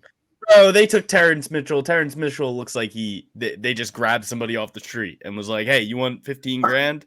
You want 15 grand? Get in here and fight this South African dude. That's about it. But Terrence Mitchell? Yeah, he's terrible. Go saw him ahead. just get knocked out by Terrence Raul. Mitchell, but in my head I just kept seeing Terrence McKinney. And I'm like, look, I know we're This is bad. the guy that Rahul Rosas Jr. just knocked out in the first round. Very true. Yeah, that's true. But he also beat Martinez, and that was a really close fight. And Mana's no joke. He's pretty good. And I see a kid getting better, right? I mean, you got it. What do I always say? Don't aim where they are, aim where they're going to be. And at 22 years old, training with the likes of primed DDP, title shot DDP, I think that, they're doing something right over there, and it's to be noticed, and I don't think they're done yet. Bro, little twink boy Cameron Saaiman is not trading with DDP, freaking 225 pounds, pure muscle. They are not trading together. Yes, he is. No way, dude. I know they're in the same gym, but they're not. That's like when the reporter the same routines. They're a part of the same classes. They're learning from the same people. Oh yeah, and Kai Kara France is just getting in there with Israel Adesanya, and it's just like when Brock Lesnar was asked about Conor McGregor. He says, "Are you kidding me? I think shit's bigger than him." My leg weighs more than his whole entire body. What are you talking about? No. They're not training together. Cameron Saaiman's got a bird chest. Newsflash, he's got a bird chest. He's not jacked. He's a little baby. And the things that Christian Rodriguez did to a minor on the ground, he should be in jail against Raul Rosas Jr. Are you kidding me? You did that to a little boy in high school. They got to throw CD in jail right this second. He's going to do the same thing to little boy Cameron Saaiman.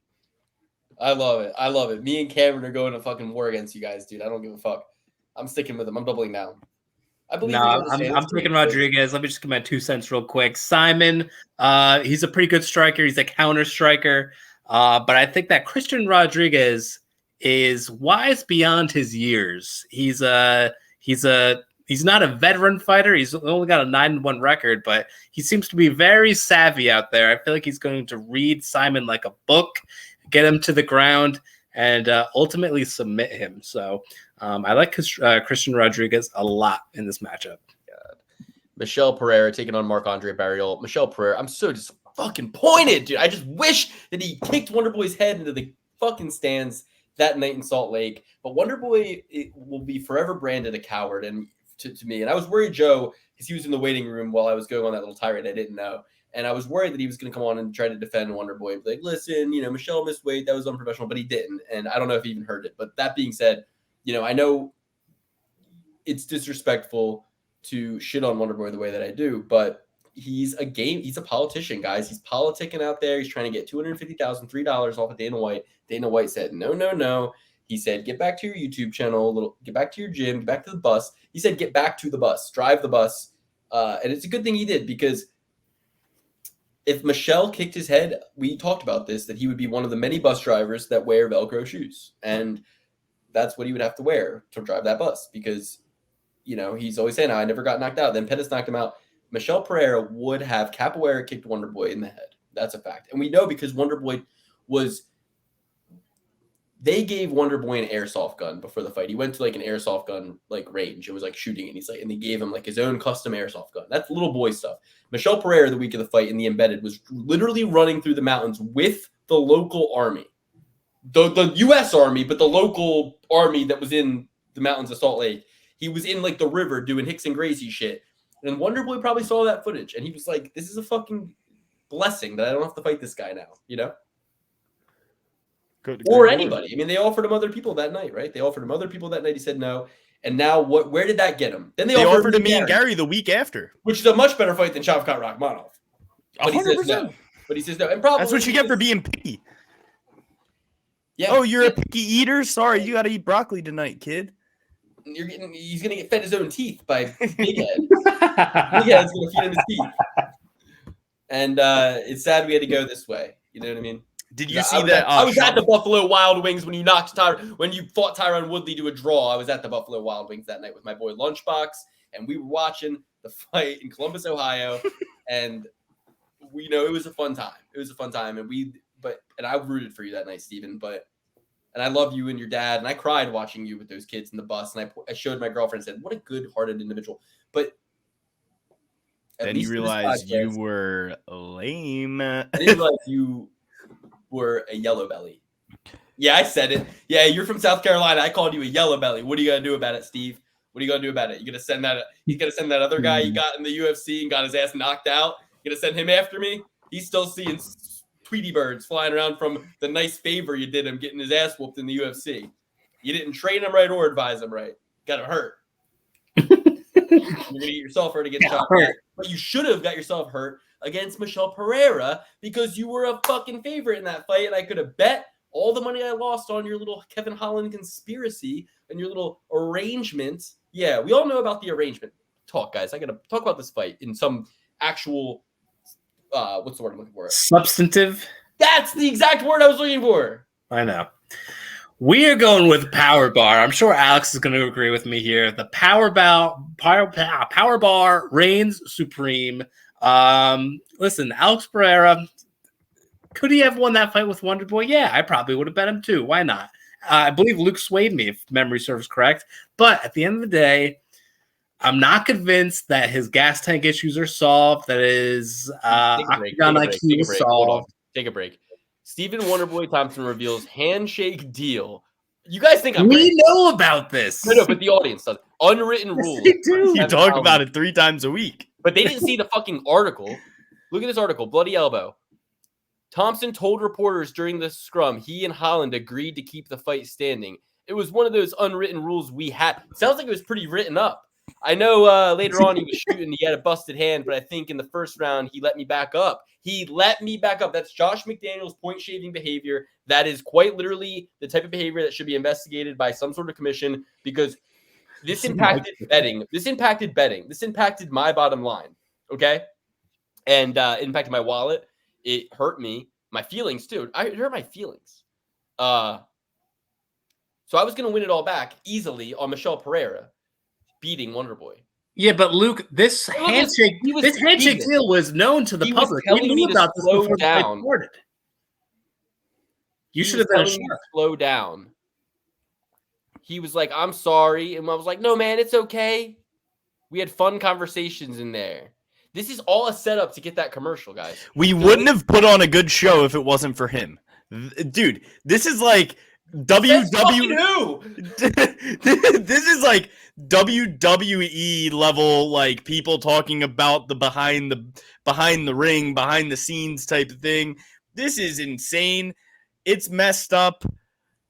Kevin Holland. I swear to you guys, I didn't even read that article ever, and I'm getting fucking irate reading it now. And I'm gonna find those guys at an autograph signing, and I'm not Kevin. He'll kill me, but Kevin will literally point and shoot and stand his ground and kill me. But I'm gonna find Stephen Wonderboy at an autograph signing, and I'm gonna bring the article, and I'm gonna show it to him, and I'm gonna be like, I'm gonna get him on video. I'm gonna be like, so you guys had like an agree. I'm gonna pretend I'm like friends. I'm like, you had like a agreement.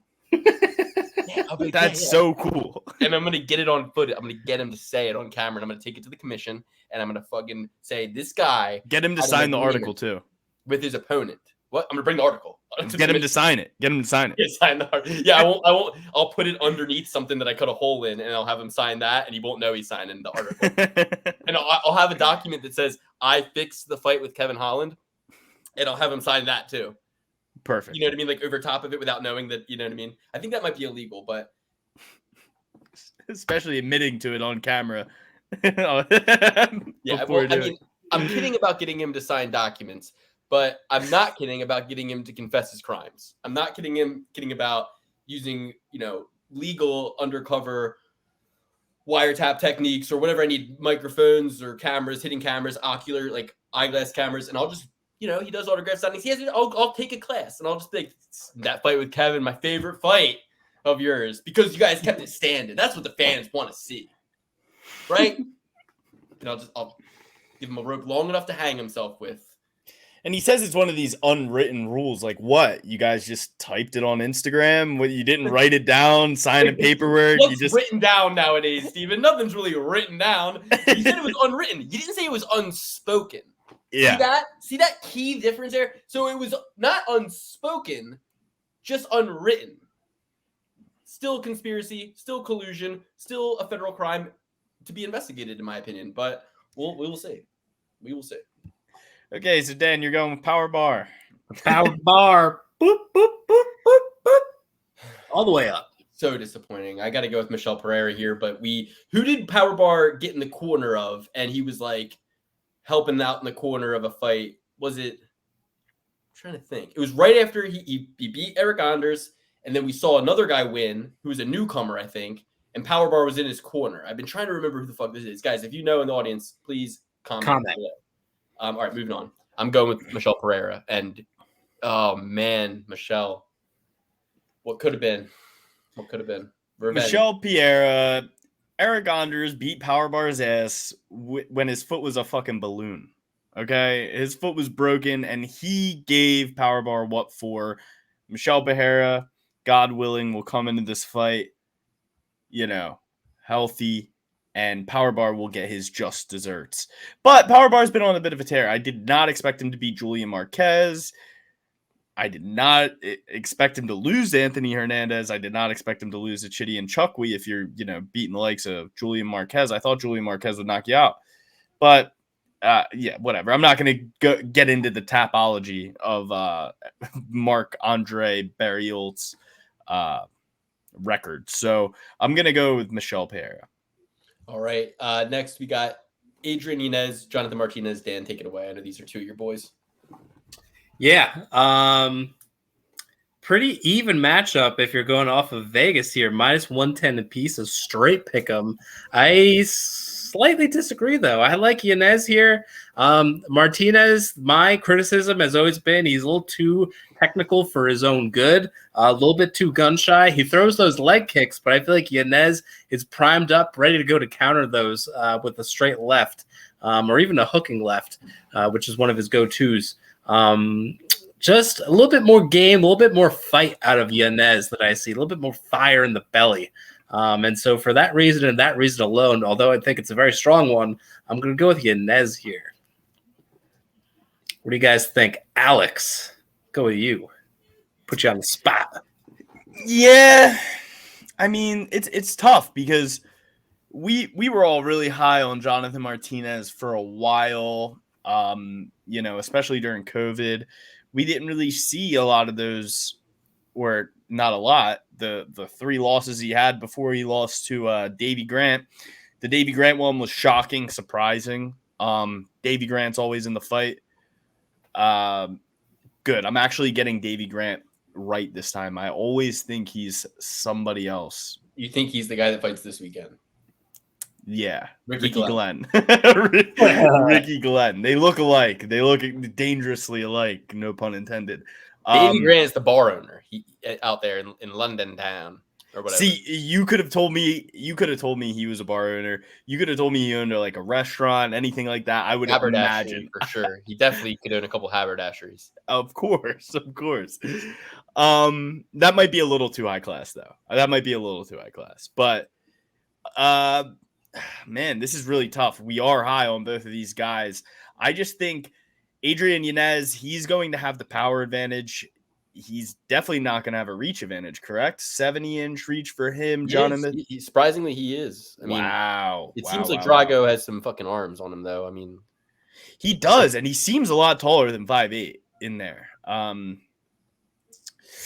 Factory X. I'll just give my pick.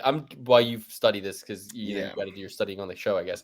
It's just a tough fight. Well, you at least disguise it like you're doing it for the audience. Be like, all right, guys. Well, as we know, Jonathan Martinez. But anyway, no, I'm just so undecided. I know these guys' careers extensively. Yeah, the reason I'm going for Yanez, same exact thing Bittman said. More venom, more sting, a little bit more bite, and I like that. Yeah, he got smoked out by Rob Font. Rob Font's one of the best boxers in the fucking UFC. And that Rob was an underdog in that fight, and I bet him and thought he was getting disrespected a little bit. Because the young kid had to go through Rob's best area to win. Same reason Brown has to go through Elkins' best area to win. So I like Yanez just because he got beat by Rob Font, but he didn't get dropped in a bunch of fights that he won too. Martinez, he's hittable. He gets hit, gets tagged, gets dropped, even in fights that he wins. So I just see that happening here, and I think Yanez is going to just have more of a bite, like we said, to finish when that happens. So, but would love to see what this line is. To me, it's minus 110. Like, this is nobody fucking knows territory, That's what the line is. Straight across, minus 110, minus 110? Yeah. Guys, this is why you watch the show. Like, I didn't know that. I literally said that out loud. It went through your ears, and just like Khadis Ibrahimov, it just lay dormant there, and then you pulled it out. You're like, whose side are you on? You want the show to be cool? Oh my god, dude, you're just making us look bad now. Okay, Alex. Stupid dog, you're making me look bad. I'm going with Yanez too. Trophy certified Adrian Yanez. You guys are right. Vivi Araujo taking on Jennifer Maia. I wrote Araujo. Maia built like Mrs. Potato Head. No offense, love Jennifer Maia, but she's built like Mrs. Potato Head. Shaped like a box, very hard to take down. But I don't think Vivi's going to want to take her down. I think she'll strike with her and box her ass up. But to be honest, I'm switching. It's actually Jennifer Maia. She's built like Miss Potato Head. Very hard to take down. All the same reasons I said not to pick her are the reasons I'm actually picking her. I was trying my hardest not to tell Joe Solecki that quadruple C Crimson Chin Courtney Casey is my favorite fighter who is married to Drakkar Klose. And whoa, dude! You want me to text Joe and say, can you after the fight? If we can't fill his head with this shit right now. He's in one way. but he should go Hopefully he can Dylan. get a lot. He should go Dylan Dennis mode. He should go Dylan Dennis mode though. I'm just kidding. I try to at least ask Courtney for a lock of her hair for you. I'll frame it. Yeah, I need something. I need something out. I need something out of Drakkar Klose getting TKO via push in the first round by Joe Solecki.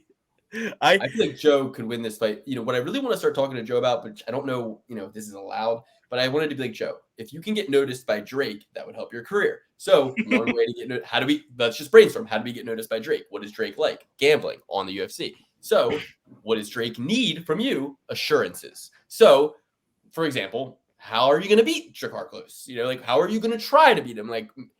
Would you promise to not do a submission and instead now we're getting into Stephen Wonderboy Thompson territory. Like that one. Now we're becoming the enemy. Now we're Muhammad Makayev. And this is not proper behavior. But. Yeah, Joe Solecki needs to treat Drake as Muhammad Makayev treats the Sheiks out there. And because the Sheiks say to for those of you who don't know, there's Muhammad Makayev. The Sheiks came up to him and said, if you get a submission, we'll give you $50,000. So that's because the Sheiks want to bet him to win by submission. And then, they're going to cut him in on that. But here's the thing. He didn't do it. So they were probably pretty pissed. You know what I mean? But I'm saying if you could give Drake that type of assurance and pay out. There's no more hanging out with tigers for Muhammad Makayev. Let's just say that. He is not going to any more tiger symposiums in the Middle East. They showed him the tiger this time. Yeah. This one was hungry, though. It wasn't the fluffy one that you could pay. They said, next time, submission, okay? Or just tell us decision. No problem. No problem. We'll bet decision. Just tell us decision. But it must be decision. So that's what Drake needs. Drake, I'm trying, man. I'm trying. Come on. Drake does need a guy like Joe Solecki in his life. We know you want. Drake needs Joe Solecki in his life. Set him straight. Let him know what he's doing wrong. Nothing wrong. I'm just saying it would help anybody to know. Drake's doing a lot wrong. We need I thought you meant Drake tell Joe what he's doing. No, Joe needs to tell Drake, hey, settle down. Get inside. Stop going out. No false idol worship. No false idol worship. It's with the Moloch. Yeah, he is super invested into owls. Now that I think about it, that's huge. That's huge. We need to get on the horn with Alex Jones. Alex, have you seen this? All right, Sadiq. So we're going with Maia. I'm 100% going Maia. I mean, it was amazing how you can talk yourself in and out of somebody so quick. Everything you're saying is for Jennifer Maia and her big head, and she is the younger woman with more experience and has fought for a title. And she's going against VV. Yes, that's that VV. Yeah, the VV. Shout out to Kodak Black. But yeah, Vivi Araujo stinks. She beat Andrea Lee and Roxanne Modafferi, Montana De La Rosa. All bad. Yep, you're right. Dan? Gotta go with Jennifer Maia. Okay. Flat out. Her. So only 2 fights we differ on so far? Yep, Barriault and Cameron Saaiman and Ashley Yoder and Daniel Lacerda. There's 4. Actually. A lot of disagreements in the Patreon though for the fight this weekend for the Comb Club members only. There's 5 Triple B certified picks. So yeah, a lot of disagreement. A lot of mixing and matching. So Sadiq Yuseff taking on Edson Barbosa. So let's do an unprofessional breakdown. No, we got Sadiq Yuseff. Love Sadiq. Love Lloyd Irving MMA. Shout out to Lloyd Irving. Shout out to Sed. Shout out to everybody in the Baltimore, Maryland area. And Sadiq Yuseff, his time to shine, his time to win. He smashes Barbosa worse than Bryce Mitchell did. Only thing is, and this is something I have to consider. Sadiq Yuseff has admitted that he struggles with mental health. So I'm hoping that this moment isn't too bright for him, and that I can't even do it. Can't do the. I'm hoping that this moment isn't too bright for Sadiq Yuseff, and he doesn't have a self-sabotaging event. So as we mentioned on last week of the Triple P Certified podcast, we won you millions.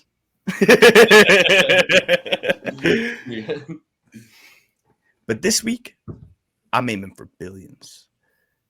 Now, we got Sadiq Yuseff, and he is fighting Edson Jr. Barbosa. Edson Barbosa fought the top of the class his entire career. But Sadiq Yuseff, he lost to Luis J. Gomez, and he's a comedian. Put all your money on Sadiq Yuseff. I don't know what you mean by that. When did he lose to Luis J. Gomez? He lost to a guy named Luis Gomez. Oh. Luis I didn't know he ever Gomez. lost. Where did he lose? He lost to Arnold Allen and the I knew he Iron lost to Tiger, Arnold Allen. Okay, I knew that. Luis Gomez from Cuba. That was a better joke than I give you credit for. I just didn't know he lost to Luis Gomez. All right. Yeah. Put all your money.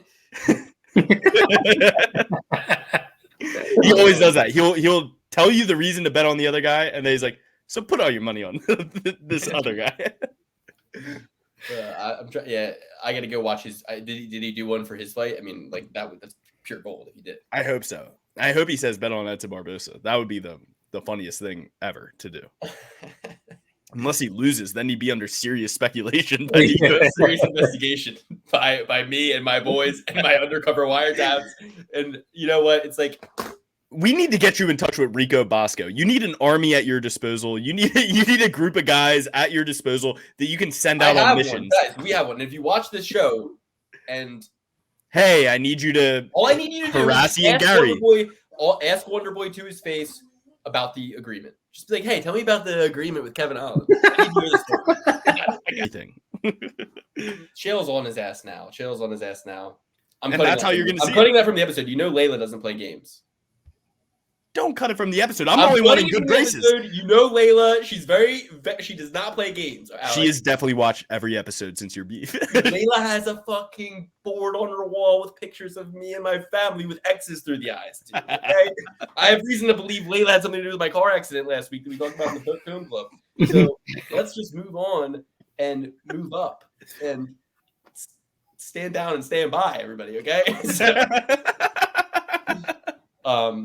We love you all. Thank you so much for joining the show. And Dan, give your pick first before Sadiq Yuseff, unofficial.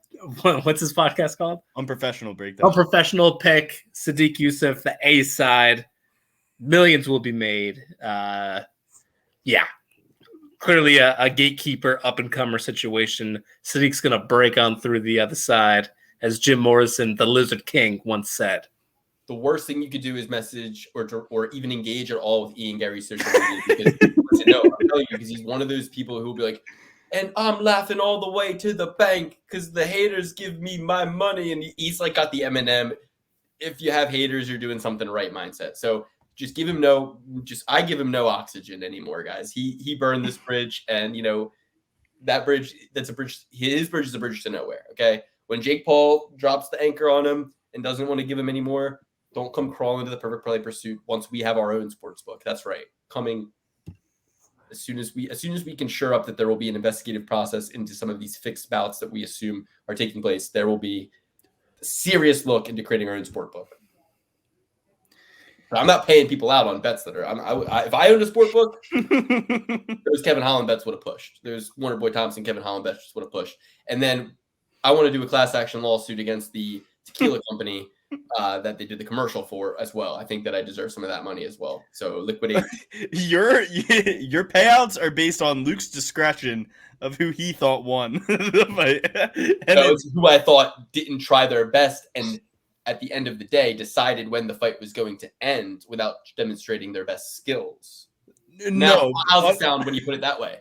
In that one, yes, but like when Lacerda inevitably loses, you're gonna be like, pick Lacerda. Spoiler alert.